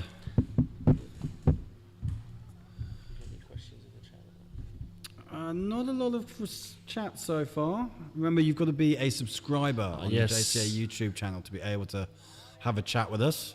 Just hit that subscribe button, give it 1 minute, and you'll be able to put some comments in the box. That's nothing much on Twitter either. Hashtag JCL T20. That's the number 20. You don't have to type the whole word. JCL T20. Very nice, friendly, easy hashtag. If you've got any questions for Todd and myself, questions on the game, questions on Japan cricket, questions on the turf wicket, which is Todd's area of expertise, questions on life in general and, you know, the meaning of it, how we get by from day to day, the secrets of success or, you know, the secrets of mediocrity, I guess, and perhaps in our case. You can ask us anything. Yeah, ask us anything. Join the chat. Start the conversation. Oh, what? Oh, goodness. I don't know what that was. Marcus. Just making sure he gets bad on ball, I guess. I think he wanted this, the run there, Alan, himself. As the score moves to 93 for 6. That first game is done. How did that finish then, Todd? Who were the stars for the Rising Stars? Who dug them out of trouble? Oh, in the air. And a great catch. Finally taken. Fantastic catch there by Talang. Running Abby in from the long off boundary. Just didn't get it all there, Ash Thurgate, but the intent was fantastic. Ash Thurgate goes for 12 off 11 deliveries, and the cheapest Sharks are 93 for 7. Yeah, so over on ground 2, the Rising Stars eventually bowled all out for 87 in the 20th over. So 3 balls left unbowled. Islam Tyrakul made 10 of 21 and just held things together, whilst Asif Limon scored 12 off 8 to just give them a smidgen of hope. I would say the Rising Stars, they've got something to bowl at. So, you know, I think they did quite well in the end from where they were. I mean, they really were in all kinds of trouble. They were 34 for 6 and 47 for 7. So at 47 for 7, you really did fear for them. But scraped their way to another 40-odd runs. And that will restart fairly shortly. Meanwhile, over here, new batsman in here is Marcus Thurgate is on strike. Hamid Bakar has come in. Aha, Hamid Bacha. So, yeah, he can hit him. Oh, a bit of a wayward throw there from the fielder. And that allows him to come back for 2. Being backed up by the man at points. And we have over. So the score moves to 95 for 7 off 18 overs.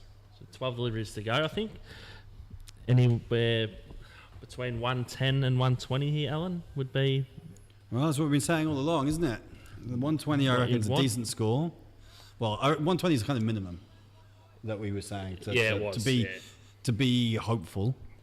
I think, 100 was your bare minimum. 110 to 120, I guess you'd settle for it, but 130 was probably what you wanted. Don't think they're going to get that. Well, they're definitely not going to get that.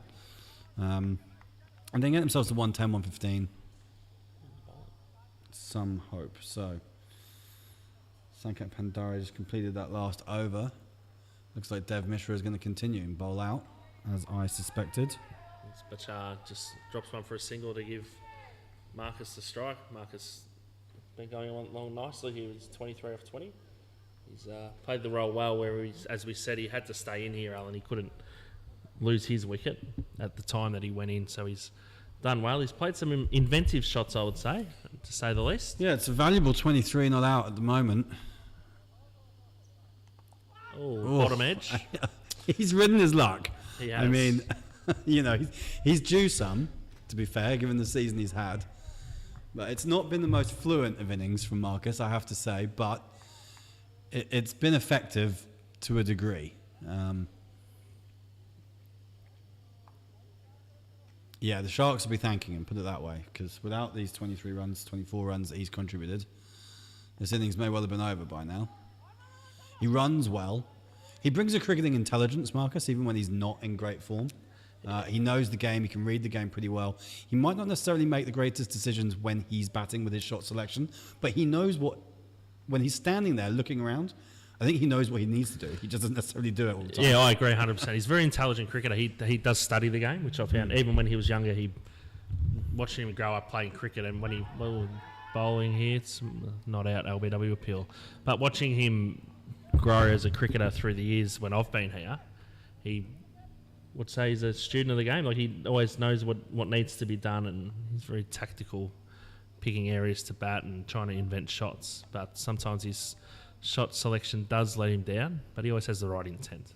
The bowler comes in, Marcus, maybe a single to short fine leg. Doesn't really matter where the runs come from, whether it's extras or off the bat at this point. He's just got to get that total up, inching towards 3 figures. What's the score at 99 for 7? Oh, in the air. Oh, dropped. He's got a one hand. He's just let it go as he hit the ground there. So there'll be 2 runs to Bachar here. So the score will move on to 101 for 7 100 off up. 19 overs for the Sharks. So 6 deliveries to go. With Thurgate on strike for the first ball of the last over. And we have Tulane coming into the last over. The left arm over the wicket, Alan. I have to say I'm astounded that Nilesh Shahani didn't bowl out his overs. Yeah, I'm not sure what the tactical thinking was I think the decision was made that Dev was going to bowl the last 2 overs. And that was it. And that was it, regardless of how the guy with the ball in his hand was going. So Abhi Talang's going to come back on, the left armour. He does often bowl the final over. I got to say, I think Nilesh was so dangerous, so effective, taking 3 wickets for 12 from 3 overs. Oh, well bowled. Really not much room, nice and full, good length. Single down to mid-on for Now, Thurgate. Here's one for you then, Todd. We see spinners opening the bowling quite a lot in T20 cricket. How often, with the exception of guys like Rashid Khan, how often do you see a spinner bowling the final over in the innings? Oh, Hamid Batcher's had a crack at that. It's not going to go. They will come back for 2. Yeah, you never see spinners bowling the last over. No, you don't. I've seen it a little bit in Australia where sometimes they will bowl the last over, but very rare. The only Last over in the chase or the last over in the first innings? I've seen it in a chase, but only a couple times. There we go. But That's it's just quite chipped. rare. That'll go, I reckon. Fielder didn't even move. Hamid Bacha's just swung the other way. Mumtaz Alam, the umpire, elaborate signal of 4 runs. A rare boundary, but just getting them up to see 110 is now there. 115, we said at a push, they could still make 115. I've seen Adam Zampa bowl the last over okay. a couple times, but that's the only one that I've really seen. I've seen him do it. Leggies, they tend to trust a leggy for some reason more than an offie. And a leggy more him who bowls flat. He bowls flat. So Subarish Ravichandran in Japan is someone I could see would be quite effective. He would do it because he's so accurate. Yeah. Oh dear. That was wild. That's 7-8 off the over so far here. Oh, 10 off 5 for Freddie Hamid Bacha. That's exactly what they needed.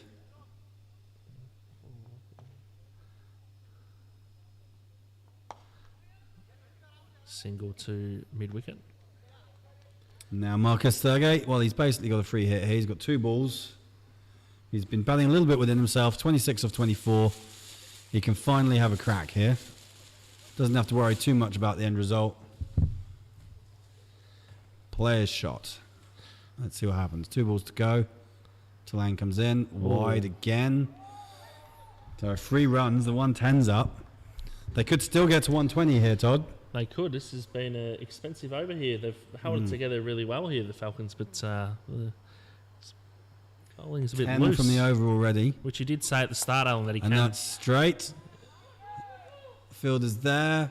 Wait, straight through his hands, Alan, I believe. And we're not in the best spot here. It's gone through the...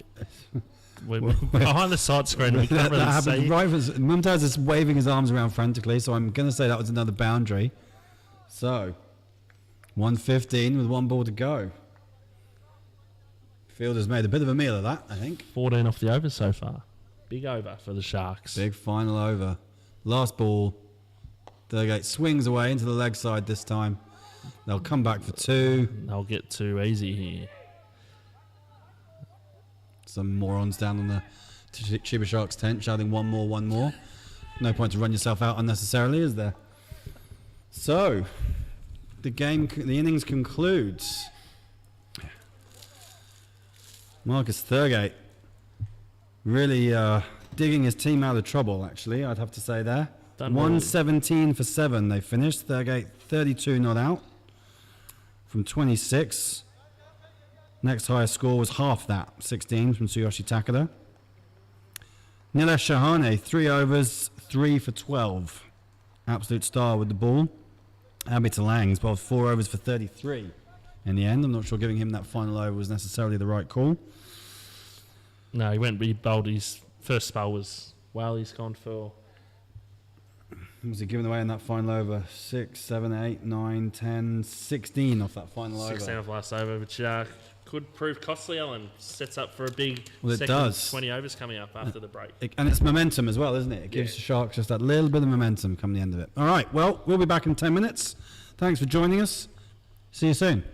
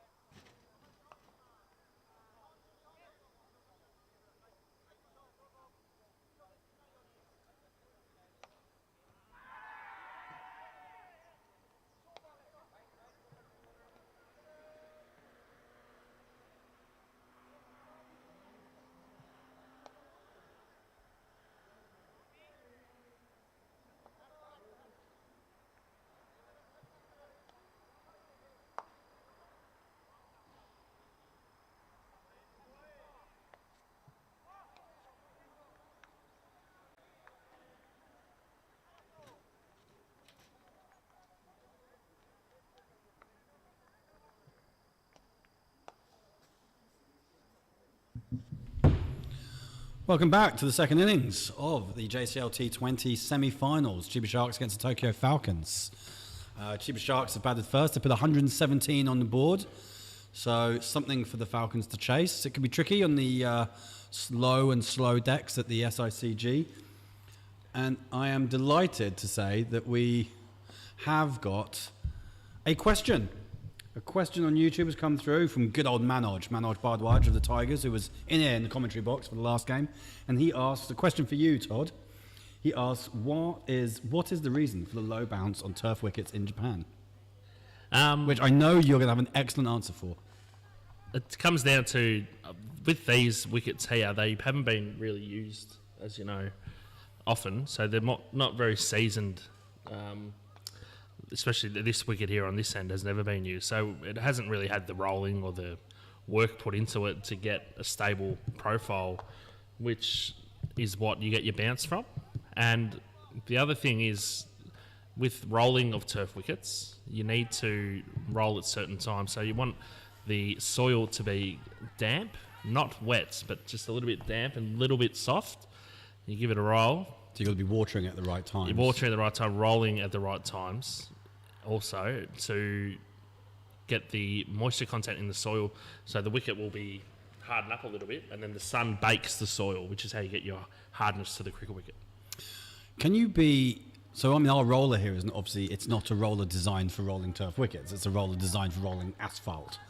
And is it a bit too heavy sometimes? Yeah, that's the other issue we have here. The roller here is, I think it's 3 ton. Yeah, something like that. Yeah, and that's quite heavy. I think you want about 2 ton. It hurts if it goes over your foot, and it can definitely crush a walkie-talkie. Yes, well... I've seen that. Groundsman Uhara did... roller a walkie-talkie into the deck. Roll his walkie-talkie on the cricket wicket many years ago. A few pegs. Quite humorous. A few pegs have gone that way too. Yes. In our days. Bit of a delay here as one of the batters had to go and change his pads. I think he'd accidentally put on the wrong pads, which not something that you get in Test cricket or ODIs or T20 internationals, but occasionally it does happen in domestic cricket. Now, Ankit Chawla is there to face the first ball, and Ibrahim Takahashi will open up from the far end with his offies. So we talked a lot about the use of spin, how it is an effective tool on these decks, and it's no surprise that Ibby's taken the new ball in the first over. He's got a beautiful bowling action, doesn't he, Ibrahim here? So I umpired him for the first time earlier this season, and he jumps really high in his delivery. And the first time he did it, it really freaked me out. I was just like, whoa, what's happening? I thought he'd fallen over. You don't really see it so much when you're watching, but that back leg goes really high. Oh! Just played it there. It's not sure if it's bounced before. Man at first slip is Takati. It's a bit of excitement. Interesting, the captain. It's interesting there. The ball, he kind of played at it to like a little dab, but he's played it straight the first slip, but it's fallen short. I should probably finish off the introduction. We're kind of going straight back into things there. Todd Luckhurst with me, the ground turf consultant who's come all the way from Australia to help us out over the coming international season.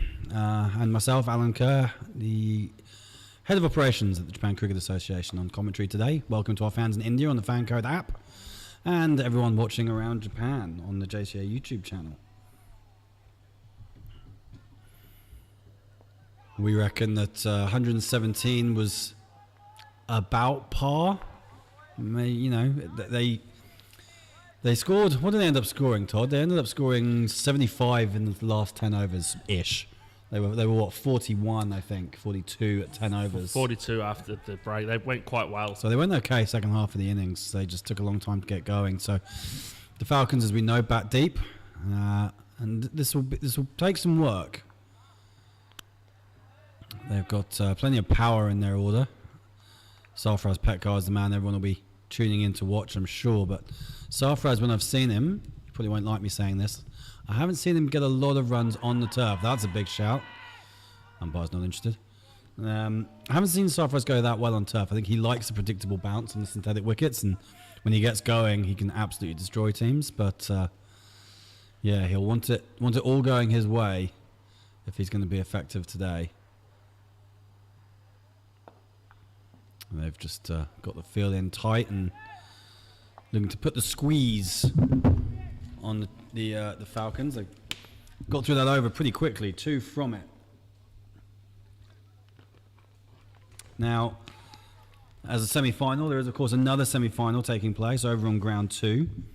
That is between the Paddy Foleys, who won the toss and chose to bowl. And in doing so, they bowled the Rising Stars all out for 87. So, not a big chase there, but Arman Bhuyan has taken the wicket early doors.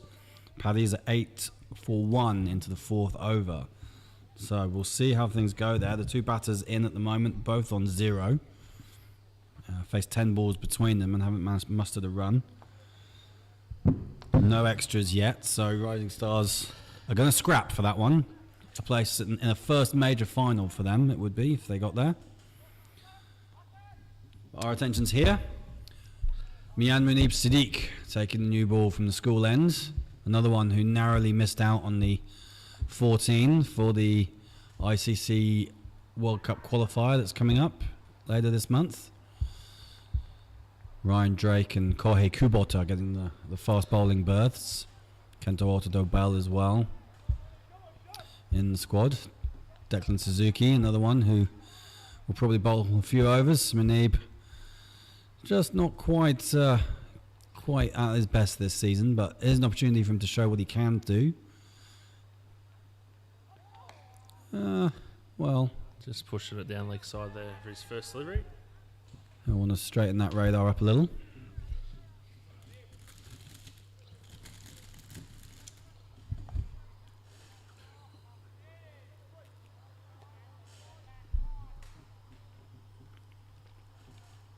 Haven't had a response yet from Manoj to say thank you for that in-depth answer to his question, but I'm sure it's coming, Todd. I'm sure it is too. When he puts on back of the length, played out 2 points for no run. So interesting field we have here. We have a slip, we have a third man and a fine leg, point, cover, extra cover, mid on, mid off, and a short mid wickets. So pretty conventional field here. Short cover up, stop the single. Yeah, Ankit Chawla and Siddharth CB is the man on strike at the moment. I don't know what CB stands for. I see this a lot in guys from the subcontinent. I don't, you know, like the Nepalese guy who's Karan KC, plays for Nepal. I mean, I'm assuming there's a name. Is that what's on his passport? I have no idea. Again, maybe someone can help us out because I don't know. But initials, maybe the name is just too long that they just abbreviate it. But Siddharth, he is a Siddharth CB. So on the stream, you'll just see it just says SCB, which looks like a funny name. Scoob. Should we call him Scoob? We could call him that. Wicket in the other game over there, Alan. Oh yeah, and Rising Stars have struck again. I wonder. There was a man batting in that game who's potentially playing his final season in Japan. No, he's still there. Prashant Kale has said that he might be hanging up the gloves at the end of this year.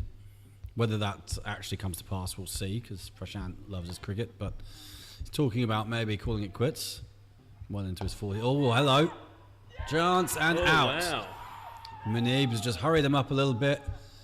Hit high on the bat, and it's just plopped straight into the hands of mid-off. Easy catch. Ibi Takahashi. And we have the breakthrough. Big wicket there. Scuba's gone. Good start for the Sharks here, defending their total of 117 with an early wicket. Big wicket there. Batsman coming in, we have number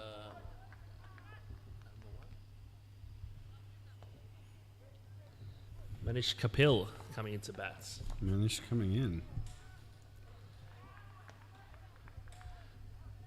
Batting at number 3. The Sharks need to get some early wickets here to get themselves in the game. They gave themselves good momentum at the end of that first innings, and they're keeping that going with an early wicket here.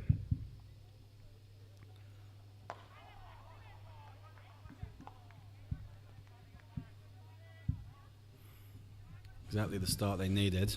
Munib will be delighted with that. Shadiq start with a wide, but then ... wicket. So.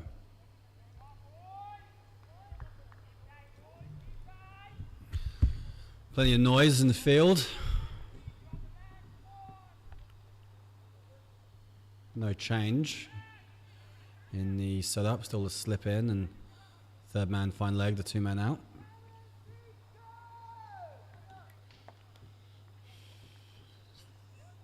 Taking his time, getting ready here, Alan. I'd be having a word if I was the umps. I would not be putting up with this. Ready to face by the time you arrive. We'll get another game in after this. We need to finish before it gets dark, Alan, in the other game. So if we can move it along a bit, it'd be good. Not much of a turnaround. I mean, you're only hurting yourself if you make the final, because you're not going to have a lot of time for your lunch. No. They'll be tossing for the final immediately at the end of this game, I suspect. I reckon that game over on ground 2 will be done one way or another pretty quickly. You'd think so. Of course, the final of the tournament will be held directly after this game at 1:30. 1:30 is the start time, yeah. Yeah, 1:30 Japan time. Where's your money, Todd? Not that you're a betting man, but, you know, if you were... If I was a betting man, who do you fancy? I don't mind the Sharks here. I think they're bowling nice and straight and putting some pressure on. I think that it's going to come down to, I'd probably say, the middle overs here of who, if the Sharks can hold their nerve with the ball.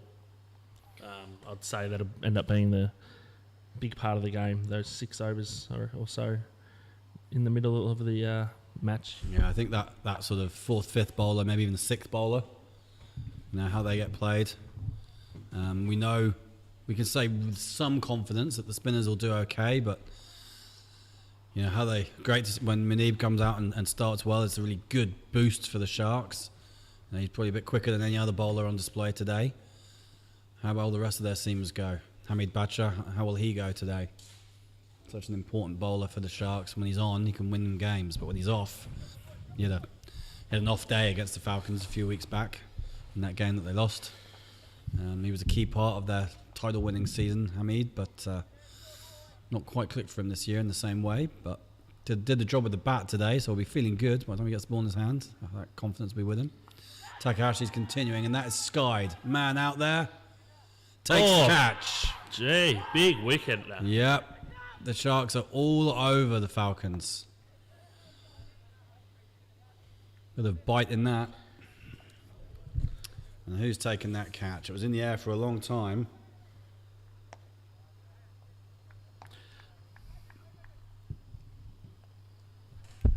Another big wicket here early in the game. Sharks have hit back again here with a 2nd wicket. Manish Kapil come and gone. The Falcons go to 4 for 2.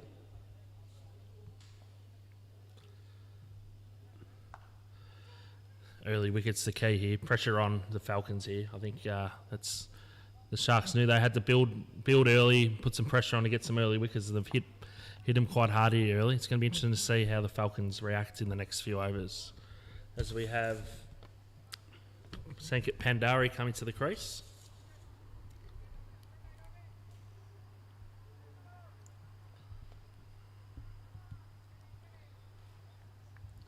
There's Takahashi. Figures of 2 for 1. This is the start of his 2nd over.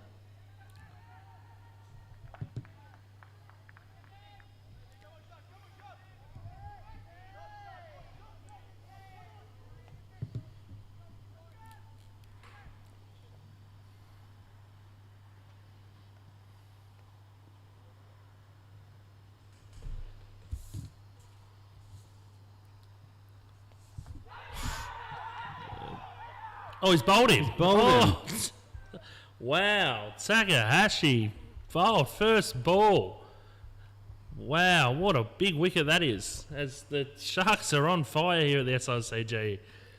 With the score now at 4 for 3, is that? 4 for 3. Wow. What a start to the game, Alan, to the innings.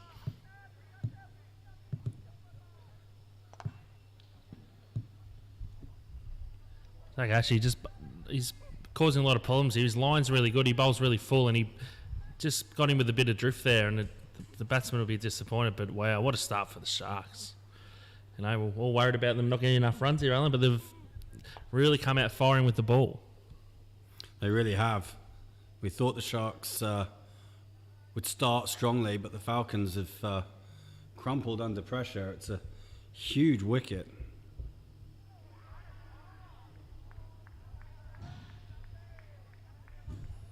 Coming and going that quickly.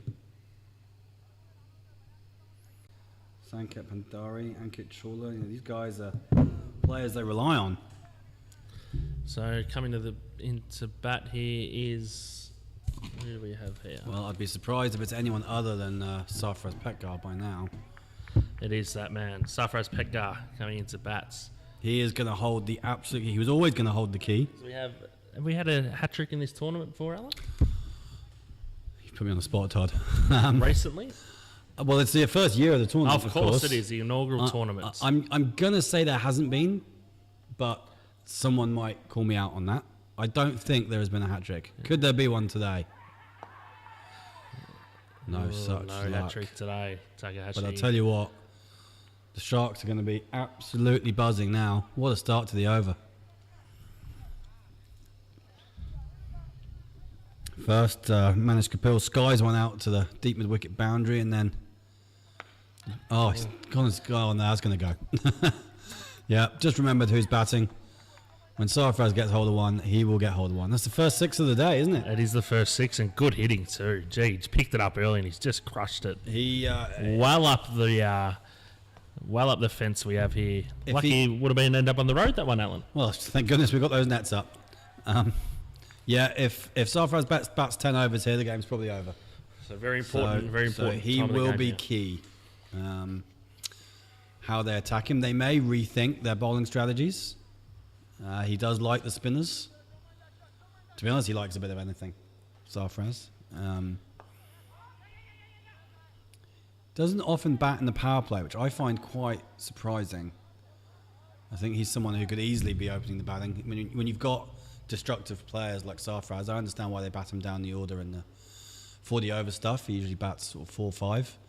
But I think in T20, your best players need to face the most balls, don't they? Oh, definitely. I mean, I understand the power impact player coming in at certain stages of the game, but it's a catch-22, isn't it? If he comes in at the start and gets going and gets away, the game can very quickly turn or be defined, really. And he is the kind of guy who can do that. Yeah. You know, he is the kind of guy. He's better than a 20 off 8 at the end of the innings. He's a better player than that. Yeah. Like he can contribute more, and I think he's got a chance now, hasn't he? He's come in at 5, but he's in the third over, so he's got a chance to show. You know, he could easily go out and score 70 or 80 runs here and win the game on his own. Yeah, it's a very important wicket, this one. If he gets going, it could be over very quickly. Sanket Pandari hasn't even faced the ball yet. No, he hasn't, has he? It's all been happening at the other end. 10 for 3. 3 overs gone. So funny old over that. Wicket, dot, 6, dot, dot. Yeah, well, we'll got to keep an eye on ground 2 as well. It's been eventful over there as well. What's turning into a low-scoring thriller. The power play's done. 14 for 2 after 6 overs. Wow. So Paddy's not exactly racing away. They don't need to worry about the run rate too much, but the required rate is up to nearly 5.5. And we've seen on these decks that's not that easy to score at 5.5. If you get the spinners on soon, it could be hard to score. Currently going at 2.3. So Abu Hasnat has bowled 3 overs, 1 maiden, 1 for 4. I probably wouldn't bowl him out. He's probably their best bowler for the Rising Stars. And they have taken him off now, I think. Oh no, they haven't yet. Hopefully they will do next time. But be an interesting result there. Okay, so Shadiq's continuing. Ooh.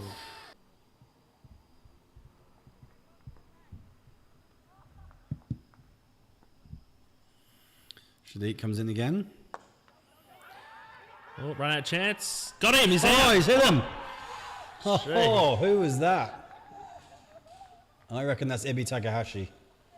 Ibrahim Takahashi with the run out. He can't keep him out of the game. Pick up, threw the stumps down, and What a Well, it's Sankat who's fantastic walking run. home. So 4 down.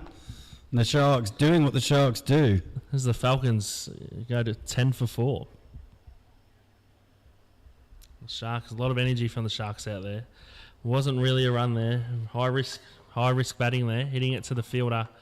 He pretty much hit it straight to him, Alan. He didn't really have to move far to pick the ball up, but he was never missing the stumps, was he? Middle stump. Well, that's Great pressure, isn't throw. it? That's what happens when wickets are falling. We're still so early in the innings. They only need 5.5 and over. But they're panicking. Scrambled minds. They're not thinking clearly. Sharks are on them. Pressure's going. They just needed to consolidate for a few overs and not lose another wicket. Nilesh Shahane comes in, started with the ball. Wouldn't have planned to be in this early, I suspect. No, definitely not. It can happen in finals, Alan, can't it? Semi-finals, pressure's on, lose a couple early wickets, and Well, to be fair, I made the mistake of writing off the Falcons in the quarterfinals. I sat in this very seat and said that they weren't going to win the game when they needed 60 off 4 overs, and then they did it comfortably. So, you know, I'm not going to be counting any chickens just yet. Oh, no, it's a game. Long way to go in this game, but pressure right on the Falcons at this It moment. really is. The Sharks are up and about. One of their big supporters there, Hamdan Shadiq, just running around behind the bowler's arm just to help out his brother. Oh. Someone's just appealed for that.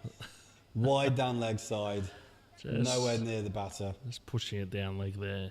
Optimistic appeal.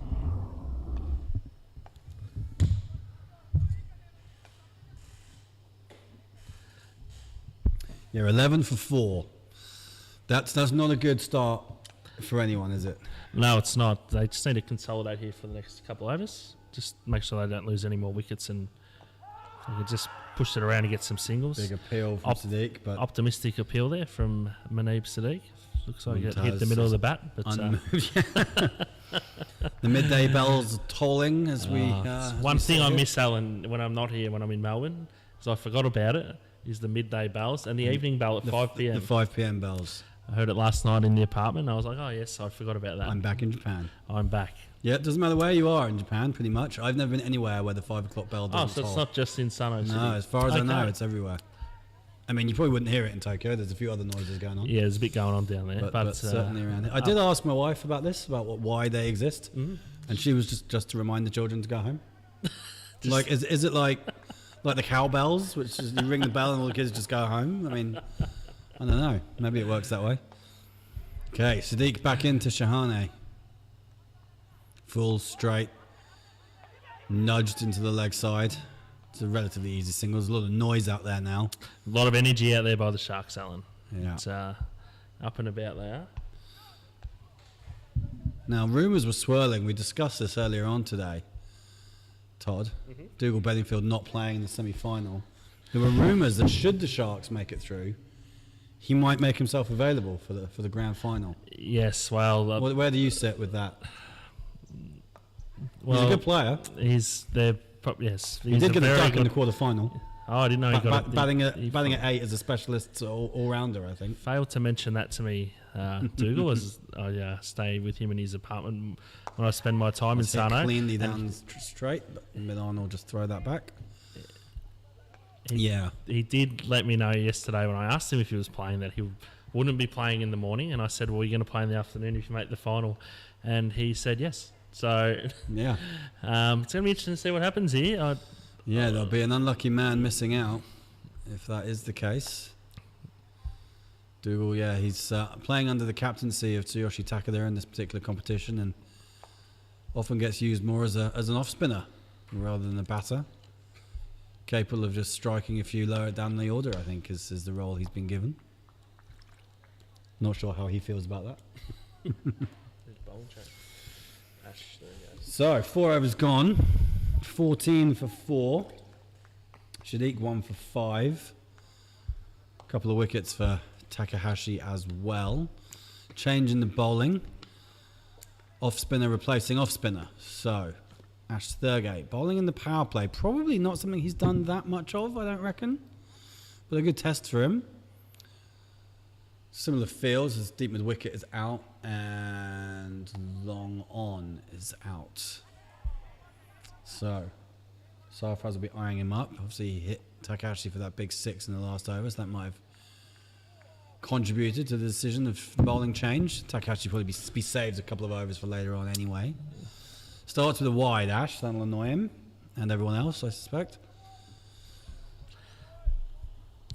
That was the one thing I think that really hurt the Falcons when they look back at the end of this, you know, win or lose. I'm sure they'll do some analysis at the end of the game. And that's going to go for 4. That's well played. Over the top of the leg side fielders who are up in the circle. But yeah, that's Falcons' batting innings. They will look back at the 19 wides they bowled. They did bowl a lot of wides early in the innings, Alan. And that hurt them. You take those away, and the Sharks haven't got 100. So, you know, it's 3 extra overs as well, Todd. You bowling. That does hurt. Slows the game down, tires you out in the heat. In the heat, it's a warm day here in Sano. Yeah, no bowler blameless in the wide department for the Falcons.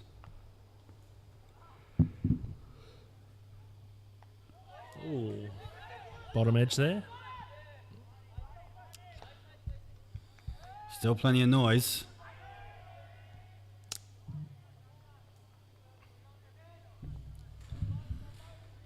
Paddy Foley's a recovery of sorts. 20 for 2 now.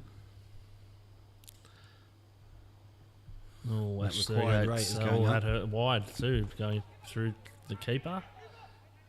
And there'll be 2 runs to the score.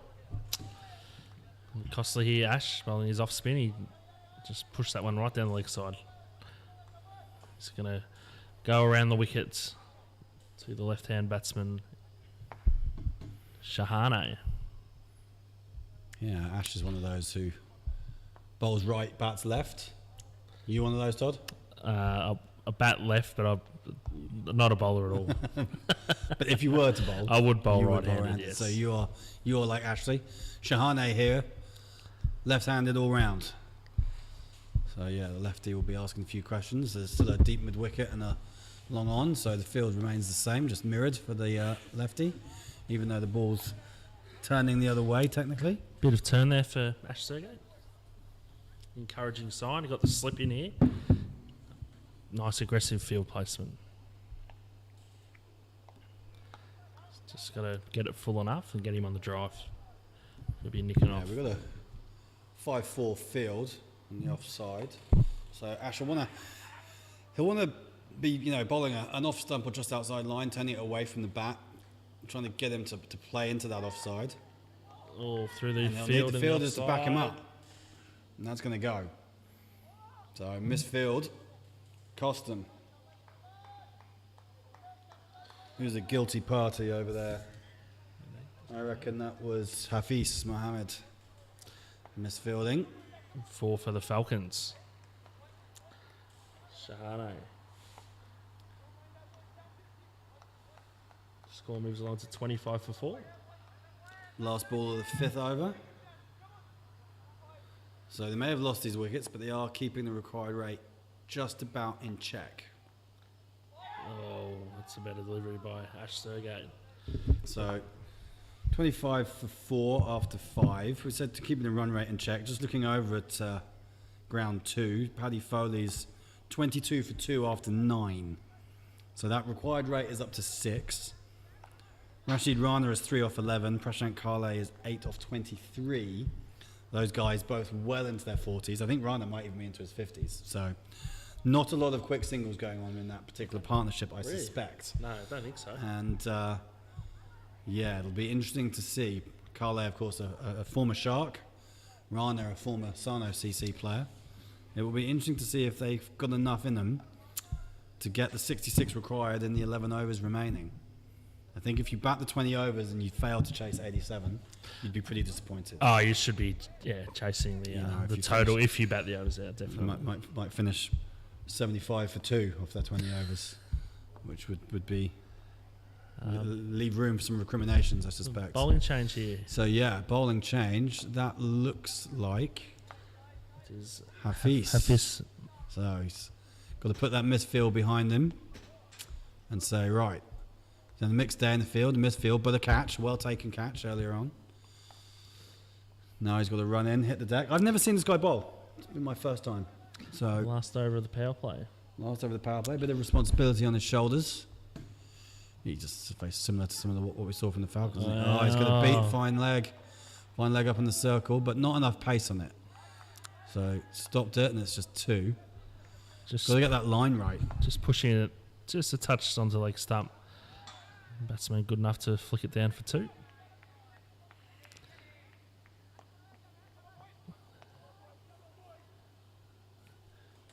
Just got the 2 out, obviously in the power play with a long on and a sweeper on the leg side, deep mid wicket.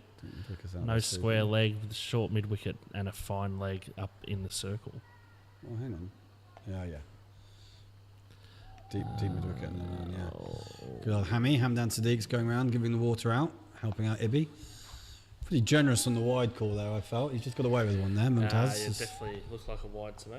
Mumtaz is feeling a bit generous giving today. him a little bit of leeway. I'm sure the Falcons will be putting that in their match reports.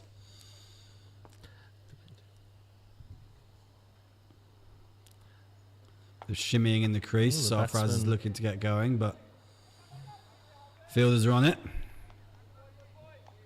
Sarfraz 14 off 11. That one towering 6, but hasn't been able to get anything else away in quite the same manner yet. But he's still there, and as long as he's there, there is danger for the Sharks.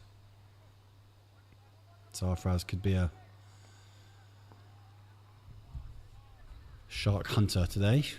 Let's see. That's a better line there. Preparing himself some shark soup. Yeah, good over so far. Plenty of dots. 2 runs from 5 deliveries. Hafiz is doing what he's been asked to do, just bowling wicket to wicket. Asking about the questions. Deep mid wicket is out, and there's a short mid wicket as well. Funny field placing there, isn't it? Yeah, he's there just for the little flick. Yeah, and just there to... He'll stop the single. Just to be in his eye line as much as anything else, I think. Yeah, if he could, trying to put him off, pushing one, trying to get a single on the odd side, I think. Still a tiny bit of swing for Mohammed, but it's a good over. 5 dots in the over.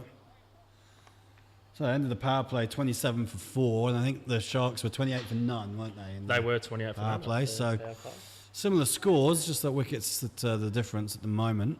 I don't think that necessarily needs to be too much of a problem because, as we've said numerous times, the Falcons do bat very deep. It was the guys down the order, Samip Dewar and Abi Talang, who got them over the line in the quarterfinals with a wonderful partnership. So they're still in the hutch waiting to come in, so they won't be too worried, the Falcons, about the wickets in the back in the pavilion already.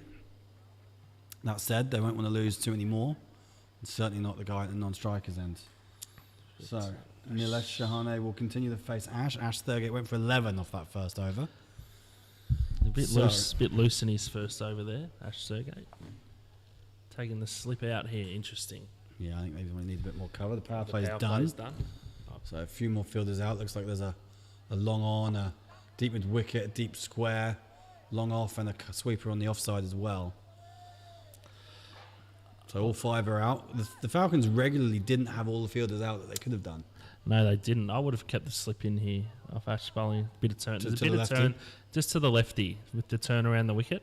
Just trying to float one up there, and if he gets a drive away, then maybe move him out. But I think the aggressive field placement at 28 for 4 could have been the way to go. But they've taken him out a bit more of a defensive mindset, which is also not a bad idea when the score is 28 for 4 and you're only defending 117. Yeah, it's difficult, isn't it?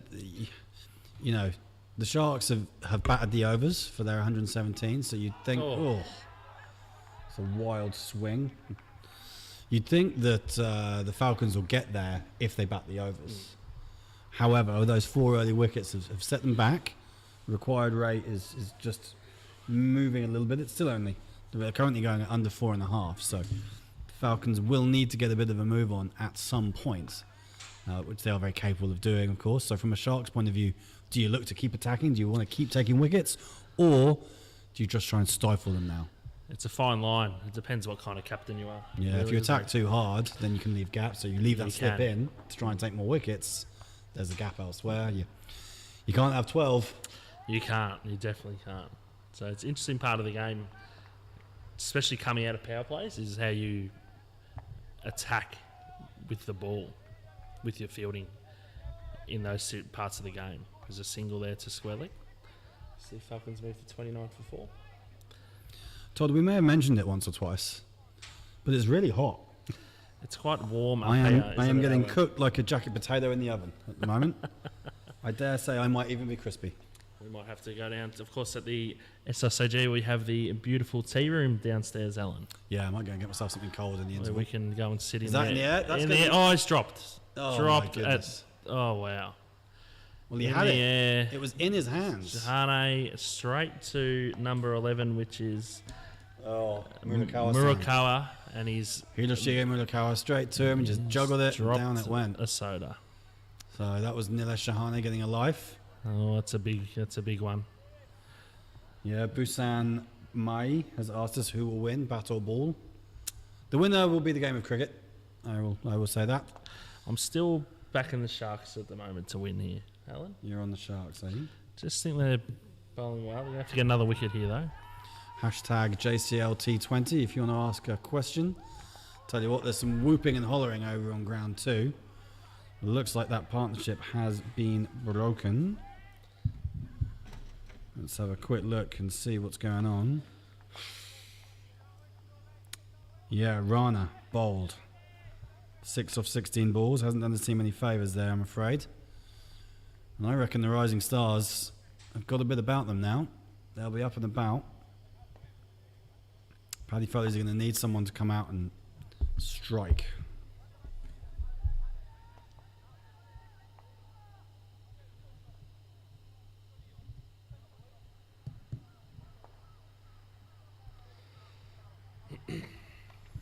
Interesting. We did have a question on Twitter ages ago, which I missed. Oh, we do we? Apologies to Ranil, to Sailor Treble 7. Do you have any plans to relay the turf wickets and make it faster and bouncy in the near future? No. Unfortunately, relaying wickets is not on the cards anytime soon. It's an expensive business. We put a lot of time, money, and energy into the current square. 9 strips on ground 1, 7 over on ground 2, and I think they'll do us just fine for the time being. A lot of the time, the weather conditions do contribute it to being slow and low, so a bit of better weather might help in the future, but... Yes, that's correct. As Alan said, the wickets have this season been a bit low and slow, but it has been weather-related. We've had a lot of rain in recent times. We're looking for the tournament, the upcoming tournament. We'll have some bouncy decks, as we have had in the past for international cricket tournaments. As nice pick up there by Takati at cover goes through Marcus's hands. Couldn't back it up with a throw, could he? So they've gone through for a second. Come back for a second. I think, you know, the bounce and the slowness of the wicket is exacerbated by the fact that the batters don't play on it. And I think, so therefore you get low scores, which people then naturally start to blame the pitch rather than the batters. That's correct. And, you know, there's plenty of low and slow decks around the world, which still leads to high-scoring matches if the batters know what they're doing. So the more we play on these kind of pitches, the batters will get more used to it, and therefore scores will go up and people will just stop talking about it. I think. I mean, this wicket's played fine today. I don't know. It hasn't done anything wrong yet, has That's it? fine. I don't know what the low and slow. Why we think that they are low and slow. This wicket's played quite well, but it has been a problem in the past. But it's weather related. Getting the time into preparing the wickets. I know that every time I come to Sano for a cricket tournament, it does rain. Touch wood, it doesn't rain this time, but as we know, we do get a fair bit of rain. We had 3 typhoons in 3 weeks. Well, there you go, 3 weeks in a row. So that was good. That's the reason. They always hit on a Saturday, which is brilliant, these typhoons. Oh, an edge. Is that an edge? And Thurgo is it certainly carry? think so. Did it carry? Yes. He's walking off. Here we go. Yep, The umpires confer, and the umpire was fairly unmoved, but there he is, the big man. Sarfraz is walking off. just starting to get a bit frustrated, maybe 15 off 18. Big wicket. It's the It's a Falcons moved huge to wicket. 33 for 5, 7.3 overs. And I tell you what, that win viz has just ticked It's gone down a bit. back towards the Sharks' favour, I'd say.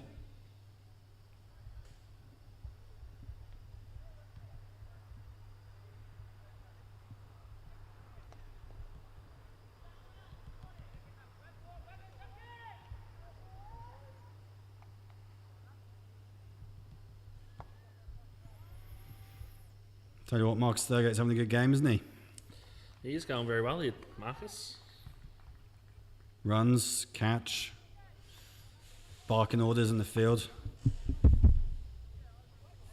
Backing up his bowlers.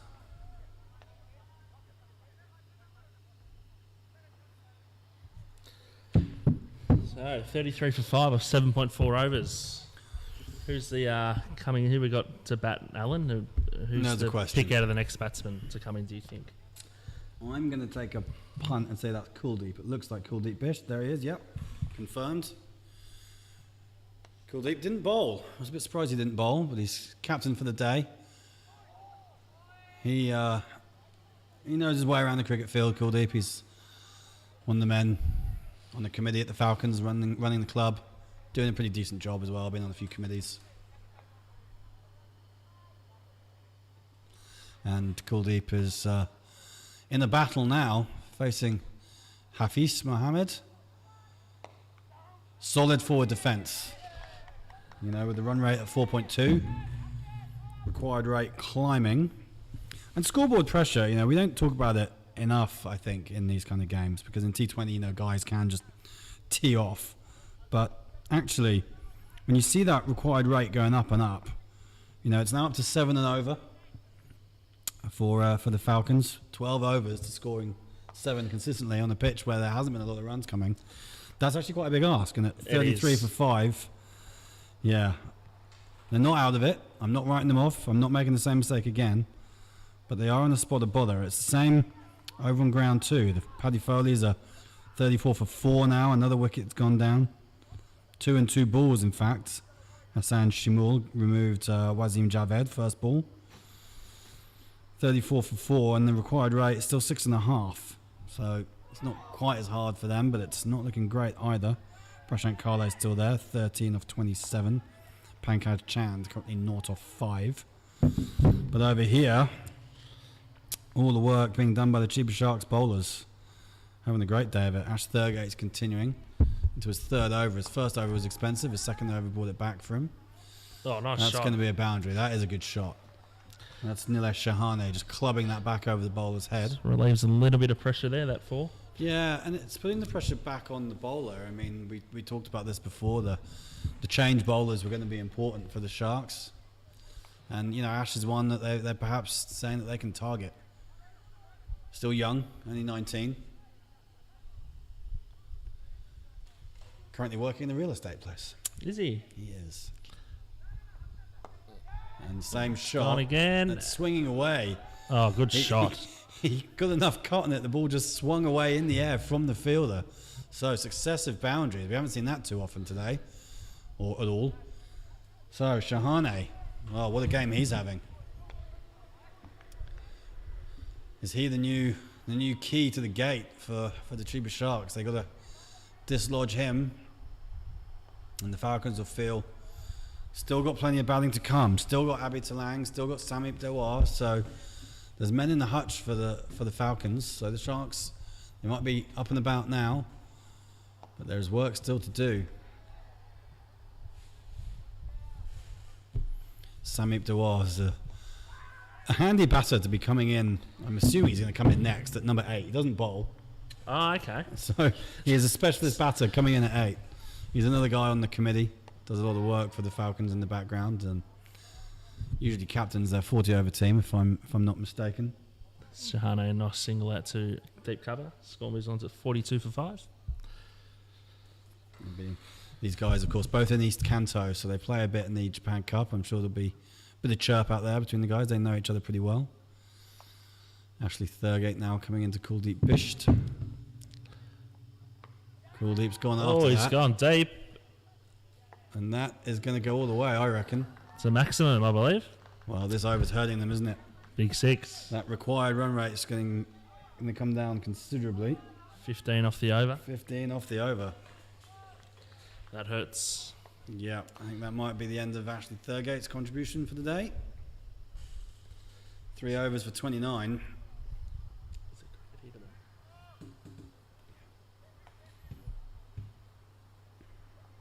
Yeah, big day of cricket tomorrow. The Japan Cup Eliminator. Now, I'm going to try and quickly explain what on earth that is. So, 7 Japan Cup regions. The winner goes through to finals automatically. There are 12 places in finals, so somehow you've got to work out how to get the other teams in. Some of the regions have a second division. So, all the second division winners go into an eliminator. So, technically, any team can qualify for Japan Cup finals at the start of the season, even if you're in Division 2. Okay. Of your region. And then maybe a couple of the best placed teams might get in, and the rankings get used as well. Dougal has a very complicated system. But come this weekend, I think it's all taking place tomorrow, they play the Japan Cup Eliminator.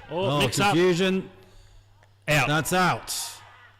Yes. Is that big run out. Is that Takahashi again with the ball?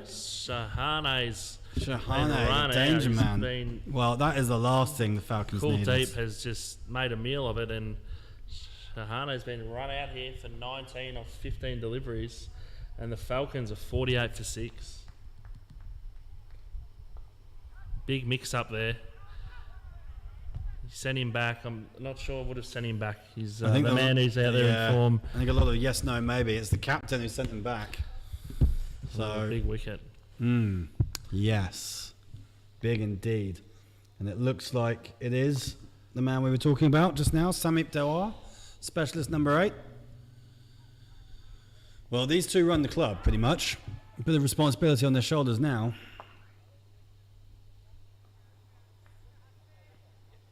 Hafiz Mohammed is making contributions with the ball. 2 wickets falling off his bowling to run-outs, so that's a testament to the way he's bowling. So yes, back to that eliminator, the Japan Cup eliminators. Basically, there's going to be, I'm not sure how many, I'm going to say 8, maybe even more teams, all playing off like the last couple of places. Okay. So there'll be games at the River, there'll be a couple of games here. I think they might even be playing some eliminators at YCAC. So yeah, it's bedlam. Crazy day of cricket, but quite fun. And it means a lot to teams to qualify Japan Cup finals. Japan. One thing I've noticed since coming to Japan Cups it's a big thing for everyone. Yeah, I mean, it's one of the reasons this competition got created was, we'll just have a look at Hafiz. He's paused his run up there. Not ready. Japan Cup is a competition everyone takes very seriously, but it's actually supposed to be sort of entry-level competition, really, for adults who might want to try cricket for the first time. This is where, you know, if you live in Sarno and you want to go and play for a team and you don't want to play 40 over stuff, it's a big appeal. Big appeal. Don't think he's moved it off the wicket a fair bit, but I don't think he's hit it. I don't think the batter's got anywhere near that. Mumtaz has said not outs. Yeah, I think that's done a bit off the deck. Yeah, so we created this competition really because with the Japan Cup, a lot of people are just playing with their friends. So it means a lot to them, but the quality of the game probably does get diluted. So we wanted to strengthen the JCL clubs to have a T20 team, which is why we created this. Plus, they can play then T20 through the height of summer as well, rather than 40 over stuff. Yeah, I think it's been a fantastic initiative to create this tournament this year. Thanks, Todd. I'm not saying it was my idea, but it was my idea. You've got to take credit. I've got to take credit. No one else is going to give me credit, so I've got to just give it to myself. But no, I mean, look, this competition it's in its first year. It probably hasn't gone quite as well as we would have liked. Getting hit by a typhoon in August didn't help. One team only played one game, I think, because they had 2 washouts. So, but when you've got 16 teams and 4 groups of 4, you know, if you lose a round, it does kind of impact it a little bit. But we wanted teams to really take it a bit more seriously. But one of the things that happens in August, of course, is a lot of people go home for holidays. And Japan was opening up for the first time. Of course. You didn't always see the strongest teams out there, which was a bit disappointing. But certainly once we got to quarterfinals, I think the strongest teams were out in the field. So, you know, come next year, we really want... We've got the JPL, which is the highest standard of T20 cricket in Japan, but that's just one weekend. And we wanted to make another competition for T20 that would just bring the standards up a little bit. So by concentrating it down to 16 teams, you know, the Japan Cup's got like 63, I think, this year. So by concentrating it a little bit means the talent hopefully cream comes through and these guys can make a run of it. And maybe, in the future, perhaps we try and involve Kansai somehow. There's so many teams growing down there. Perhaps there's a Kansai winner against a Kanto winner. I don't know. These are just ideas that knock around. But Kansai has been a massive growth area. Oh, huge, yeah. Again, 2 divisions in their Japan Cup. Oh, he's let them get away with that too. Goodness me, that looked wide to me. A little slower ball there. So 48 for 6 after 10. So again, I mean, the Sharks were, I think, 42 after 10 overs, but just 1 down. They lost their flurry of wickets just after the 10th over, didn't they? Yeah, they did. They lost 3 or 4 wickets. Yeah, for not very many. No, not many at all, and in quick succession. So, the game's still alive, but at the halfway stage, that 1 big over certainly helped. Certainly helped Life in Japan, giving us a bit of chat on the YouTube. Hello, Life in Japan. How is your life in Japan? Yeah, a couple of good shots from Shahane and Kuldeep before Shahane got run out. So, Murakawa on to bowl. He dropped that catch earlier. Going to get a chance to make amends with the ball. His first ball's been clubbed out to extra cover and just kept inside the boundary. So 2 runs there.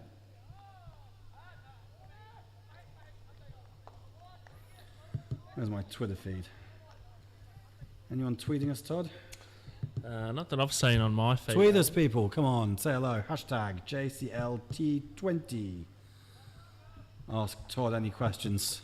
It's not often we have a guru like Todd sitting in the commentary box. Got all of life's answers. So, going after Murakawa again, but just a single that time out to the man at cover. I was just going to check in on the other semi-final.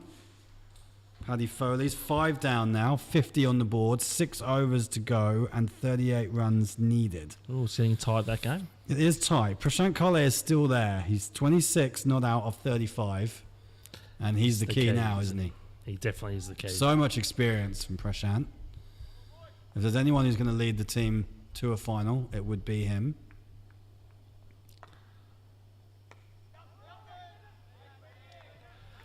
Another dot here.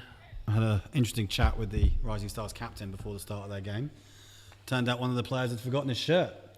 So he was asking if they could take the field with 10 players. And I was like, yes, you have to take the field with 10 players. You can't put something else on him. And I think they were going to try and drive a shirt up from Tokyo. Another one lofted into the offside. I reckon that'll go this time. Good shot through the covers there. That is a good shot. Kuldeep getting himself going. Yeah, how do you travel up to a cricket game without a shirt?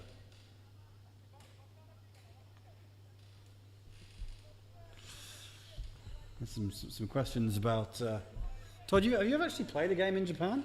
No, I've never played a game in Japan, but we got a question come through from my brother asking how many ducks had I made playing in the thirds in cricket. I think one season I played in our thirds team. That's Newport Digman Cricket Club in Melbourne. We had all our mates played we had our own team in the thirds. And I think I made 4 ducks. I think for the whole season, like it's thirds cricket, for the whole season before we won the grand final. But leading up to finals, I think I'd made 30-something runs. And I got a 43 in the semi. There you go, mate. Big game player. So yeah, don't worry about thanks it. for that question. Thanks for that question, Trent. Did make a few ducks that year. Another boundary. Runs coming in this over, Todd. This is not what they needed.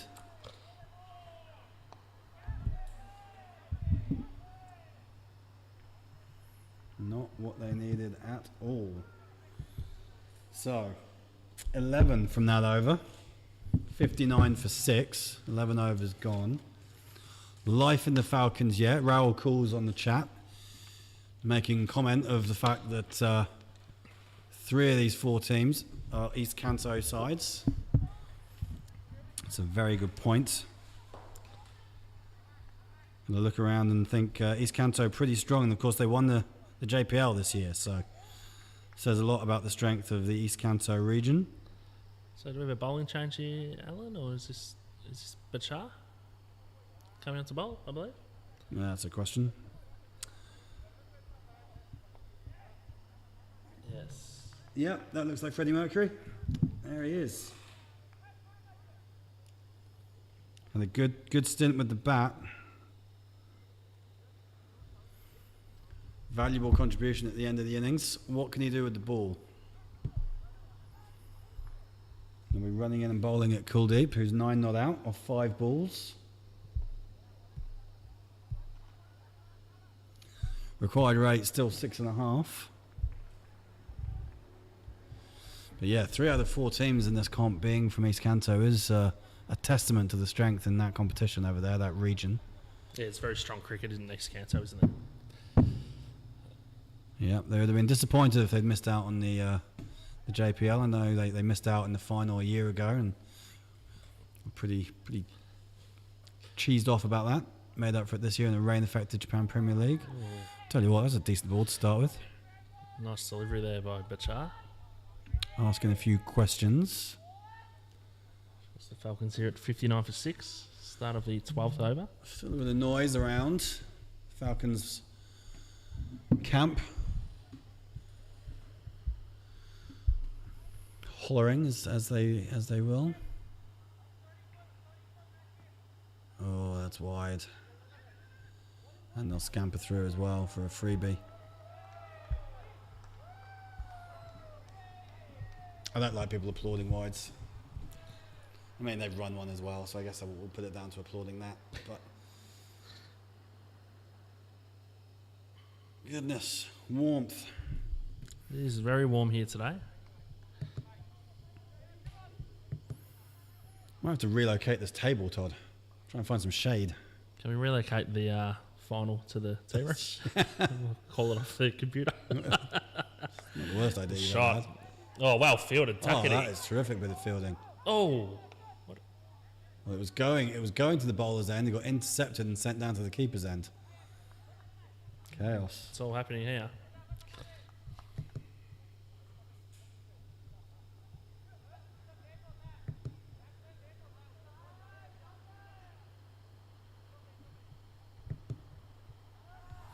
Yeah, key part of the game now. You said, Todd, it might come down to the middle overs.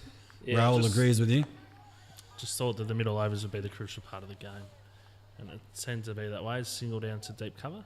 Yeah, very much the teams were both par at that first 10 overs, or sort of both level in their score. Falcons a couple of runs ahead, in comparison at least, but more wickets down.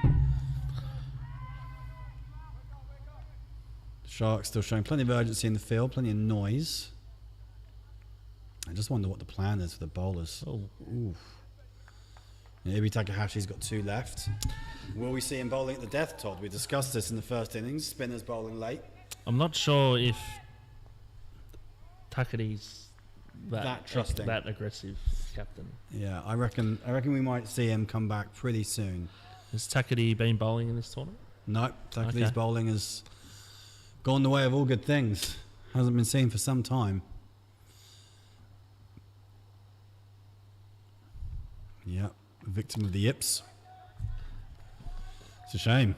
Handy off-spinner, man of the match in the East Asia Cup final 4 years ago for Japan. He was a very good bowler, very good Took off-spin four for, bowler. I think, that day. He did. He was a very good off-spin bowler. He used to give it a fair rip. Yeah, Had a very successful year playing second grade in Melbourne. concentrating on his batting. Yeah, and well, look, he man of the match with 80 off 50 in the grand final last year, so work on his batting's paid off to a degree. So I'm nice and straight here. Yeah, not giving too much Matcha? away. They needed a good over after what happened in Murakawa's over. It'll be interesting to see what they do this time. I'm not sure a semi-final is the opportunity for experimenting, so do they give Murakawa-san another over? Or do they go back to a more tried and trusted bowler? We've got 12 overs gone, 63 on the board. So they still need 55 from 8 overs.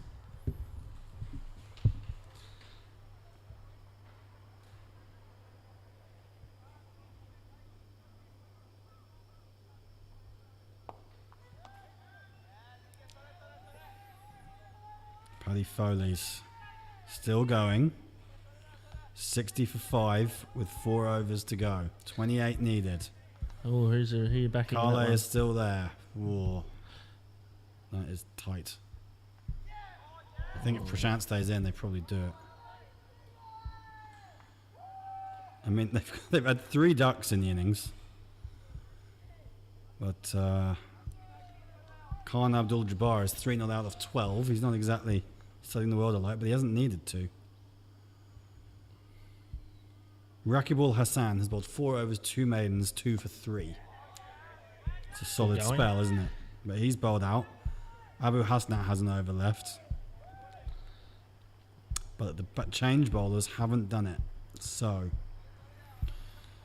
these last 4 overs, probably going to be bowled by some part-timers. Murakawa comes into bowl. He's bowling well here. I think it's 4 dots in a row. So 3 dots now, Murakawa. So he's coming back well after that horror show over first over. New signing for the Sharks this year, joined from Adore. Playing Division 3 last year, playing Division 1 this year. It's a bit of a step up for him, but hard-working bowler.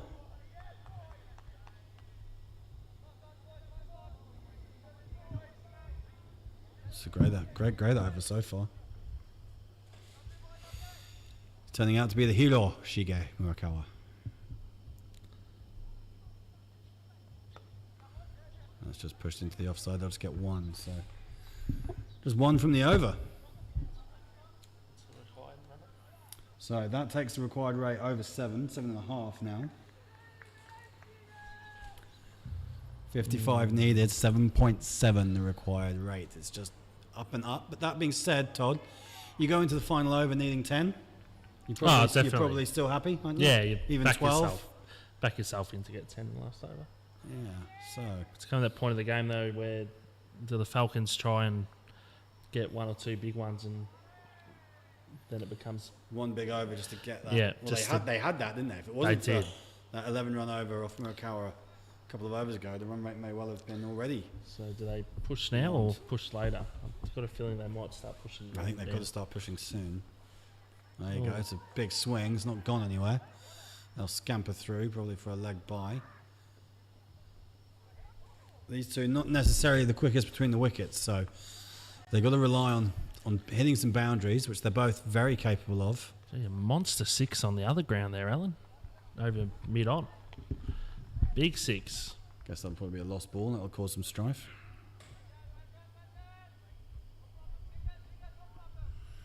Yeah, that's off a free hit too. Prashant Kale keeping them in the game. Required rates down to 5.5, so Paddy Foley's may yet get over the line.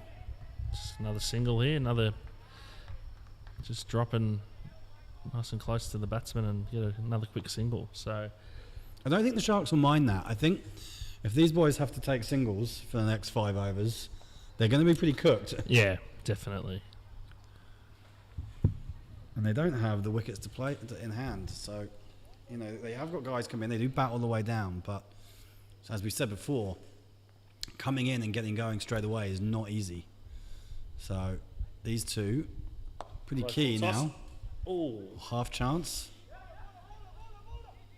They're not sprinting those singles, are they? They're just jogging through at the moment. That's okay though. They seem to be backing themselves, these two. 11 off 14 and 10 off 14 for Kuldeep Bish and Samip Dawar. Hamid Bacha comes in again. Freddie. That's uppish, but it'll just be a couple of bounces to the man not long on. Takahashi pings that back in. Single taken. Score edges on.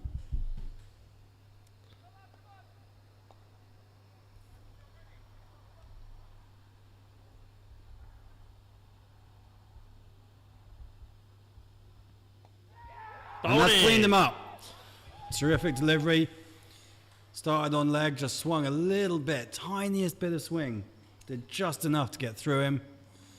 Kuldeep Bish now. Well, we were just saying we need these guys to stick around, the Falcons, if they wanted to win this game. Now you're going to have guys coming in and needing to score. That required rate's just gone over 8.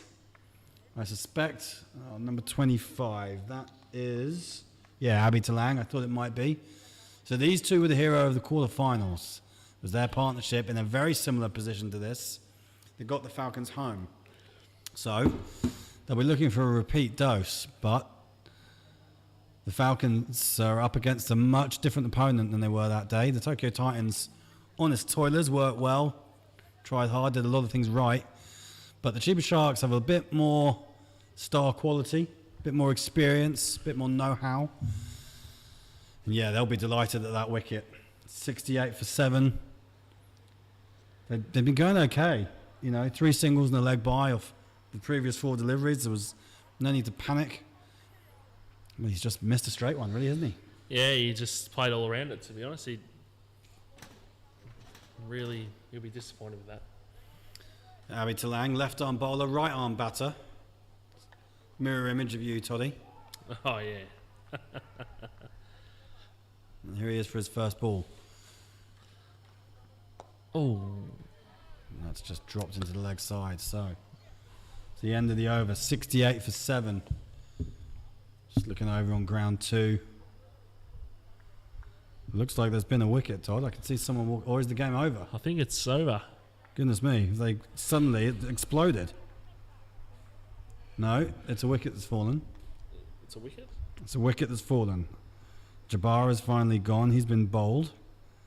70 for 6. 18 runs needed off 2.5 overs.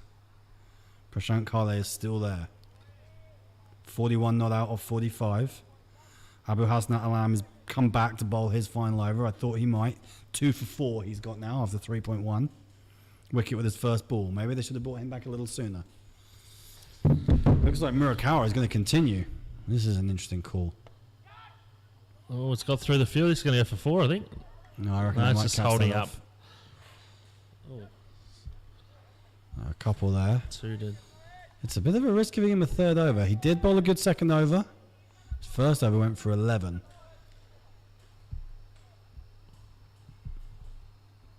So, key moments now. 6 overs to go.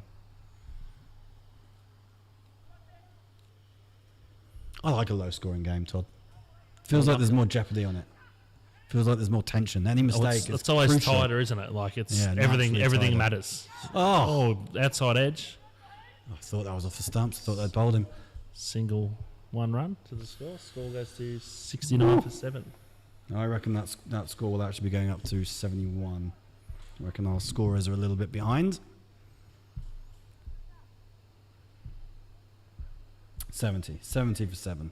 14.2. 71 for 7. I was right the first time.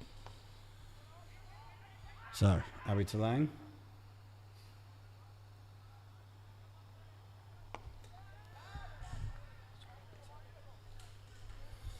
Chipped into the offside.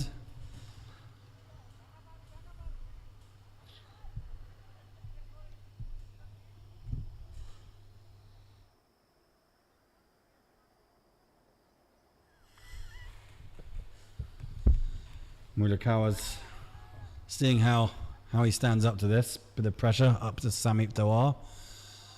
Again, lofting into the offside. Giving the fielders some work to do. It's another 2 runs.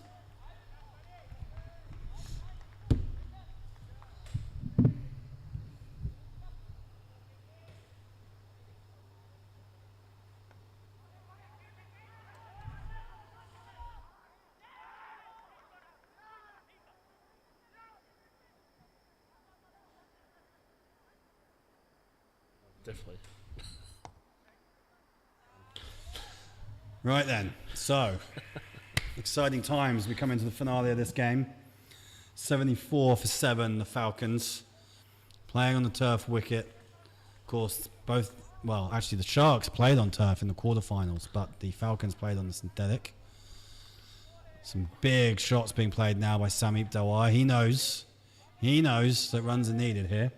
That required rate's 8.5 with 5 overs to go. So, Toddy, we were saying that, if you're chasing 10, 12 off the last over, you're probably not too worried. But now, even to be there, they need to be scoring 7 or 8 and over off these next 4. Yeah, it's really They come need down a to boundary and over at least now. It's really going to come down to Dawa and him getting quite aggressive here, I think. I reckon that if Ibi Takahashi isn't bowling this over, he may well be bowling the last. There he is. Yep, he's got the ball in his hand. Takahashi's going to come back, so he's going to bowl. Changed ends, has he? He's going to bowl the 16th and the 18th from this end. And I think how he goes could define this game. Yeah, well, He's had an absolute stormer with the ball. He's taken 2 wickets. He's affected 2 run-outs, 1 a direct hit. So, didn't quite happen for him with the bat, but this is the thing about these all-rounders. They can contribute in all aspects. He'll be opening the batting and the bowling for the Sharks. It'll be interesting to see what his role is with Japan. I'm not sure he'll be doing the same. He may well open the bowling. I'm not sure he'll be opening the batting, but a player who has risen to prominence over the last 2 or 3 years.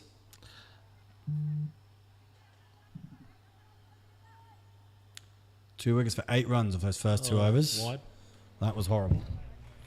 Talked him up a bit there, but he'll just put that one behind him, forget that ever happened. Reset, 75 for 7.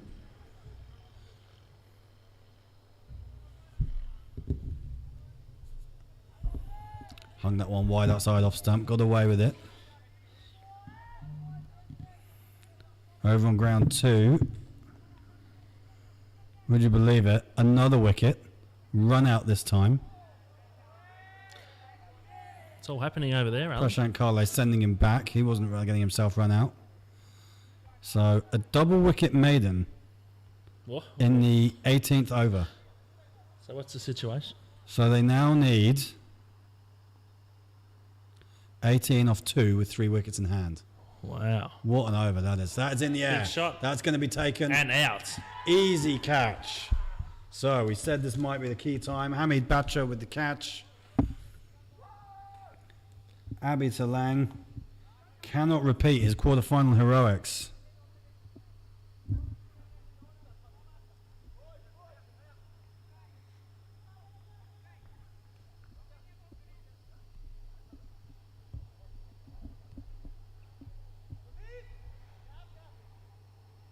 Well, they keep on batting.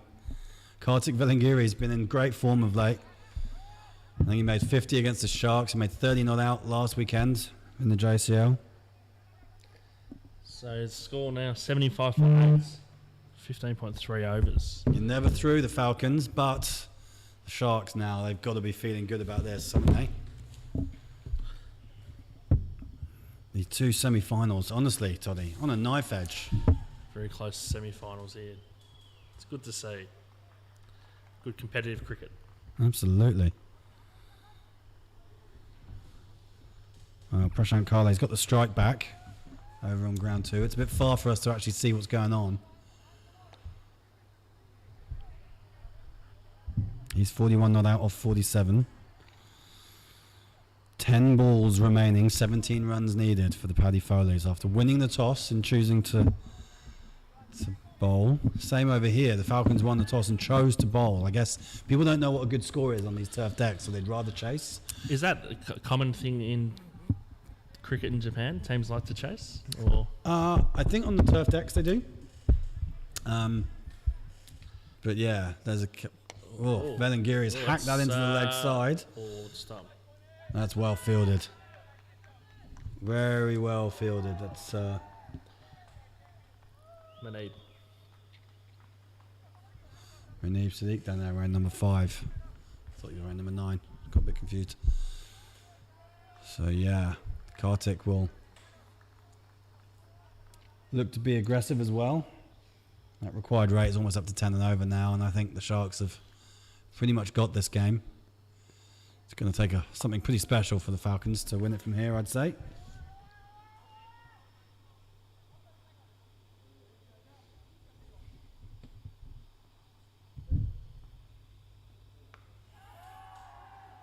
Plenty of chat on the YouTube about Marcus Thurgate's hair, Todd. Did you have an opinion on that? I've noticed it a fair bit, and I think he looks a bit like Krusty the Clown, Alan, with his hair hanging out the side of his hat. I've said that to Dougal the other day, and he tended to agree with me. Yeah, well, Krusty, you know, he's quite the character. Probably got better chat than Marcus, I reckon. Although chat's here saying that Marcus has been improving his Hindi. Oh. So, yeah, maybe he'll be chirping in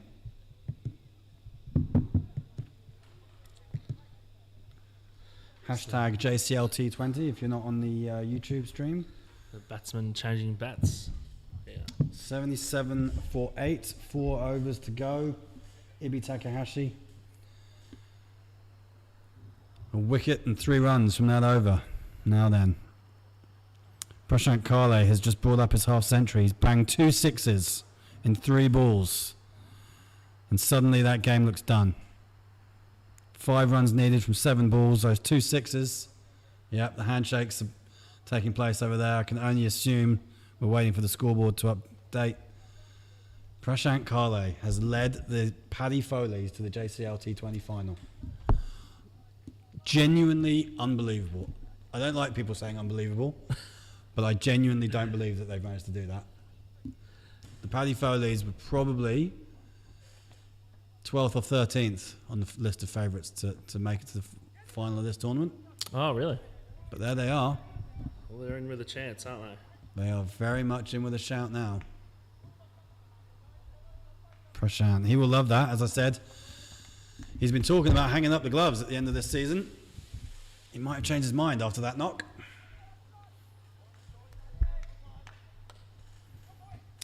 Chiba Sharks JCL captain, Dougal Bedingfield, national team coach, wandering around, giving some applause, some cheers. Looks like he's going to wander over to the PMOA, probably. Barge his way in there and try and book himself. Oh, bowled him! Backs away, Oh, has a swing. Munib Sadiq's back in the party. He's got his disco shoes on, stumps everywhere, bails flying. Big heave from Samip Dewar. He's battled valiantly for 17. It's over for him now. Dev Mishra will be the new bat, but too much to do.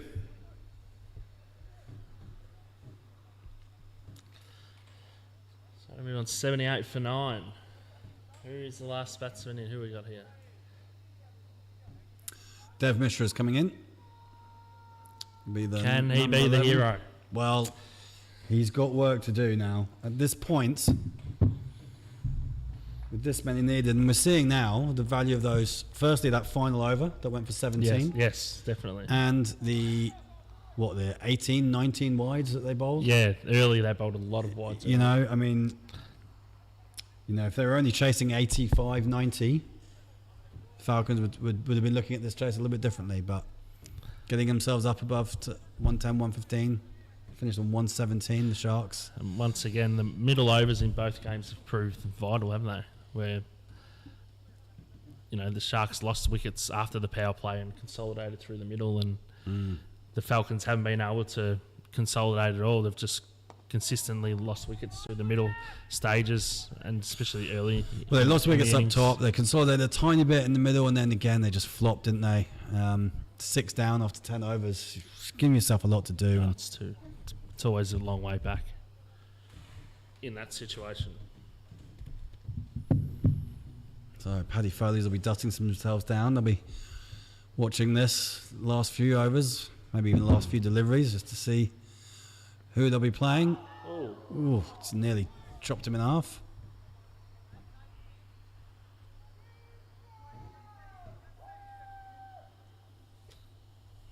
Plenty of excitement out there still. The Chiba Sharks, well, I mean, they win this. You've got to make them odds on for the final. It's not been a great season for them, but... yeah, they've had a bit of an up and down season, haven't they, the Sharks? But they'll be... Well, both teams who are going to make this final now, presuming the Sharks get home from here, will be out of the playoffs. And I don't believe either of them have made Japan Cup finals. So, this competition providing that extra chance of silverware. It's a bit like the English football season. 3 major trophies to play for all the clubs. It is, isn't it? There's a lot of different tournaments here in Japan which teams play, and it's JCL Japan it's Cup great. and It's now a lot the of JCL T20. Yeah, it's great. I think it keeps everyone fresh and going, and gives everyone a chance, even when you aren't a chance in the normal league cricket. If you drop down and inside edge, he's caught it. What a catch! What a catch! Marcus What a way to Sergey. finish it! What a catch! That is magnificent. Left-handed screamer. Well, those two came through playing under 15s together, under 12s together, Munib Sadiq and Marcus Thurgate. through the junior ranks in Japan and all the way to make a final. Thurgate takes a screamer off his buddy to win the game. It's a big win for the Sharks. They've ended up winning that game by 39 runs. It's actually a pretty big margin given where they were. They bowled the Falcons all out for 78 in 17 overs. They put their place in the final. It will be the Chiba Sharks against the Paddy Foleys. Old rivals, those guys would have played each other in the years gone by. They wouldn't have seen much of each other for the last few years, but they'll be back. That game will start in around 30 minutes at 1:30. We'll be online probably about 5 minutes before that. Thanks for joining. We'll see you then.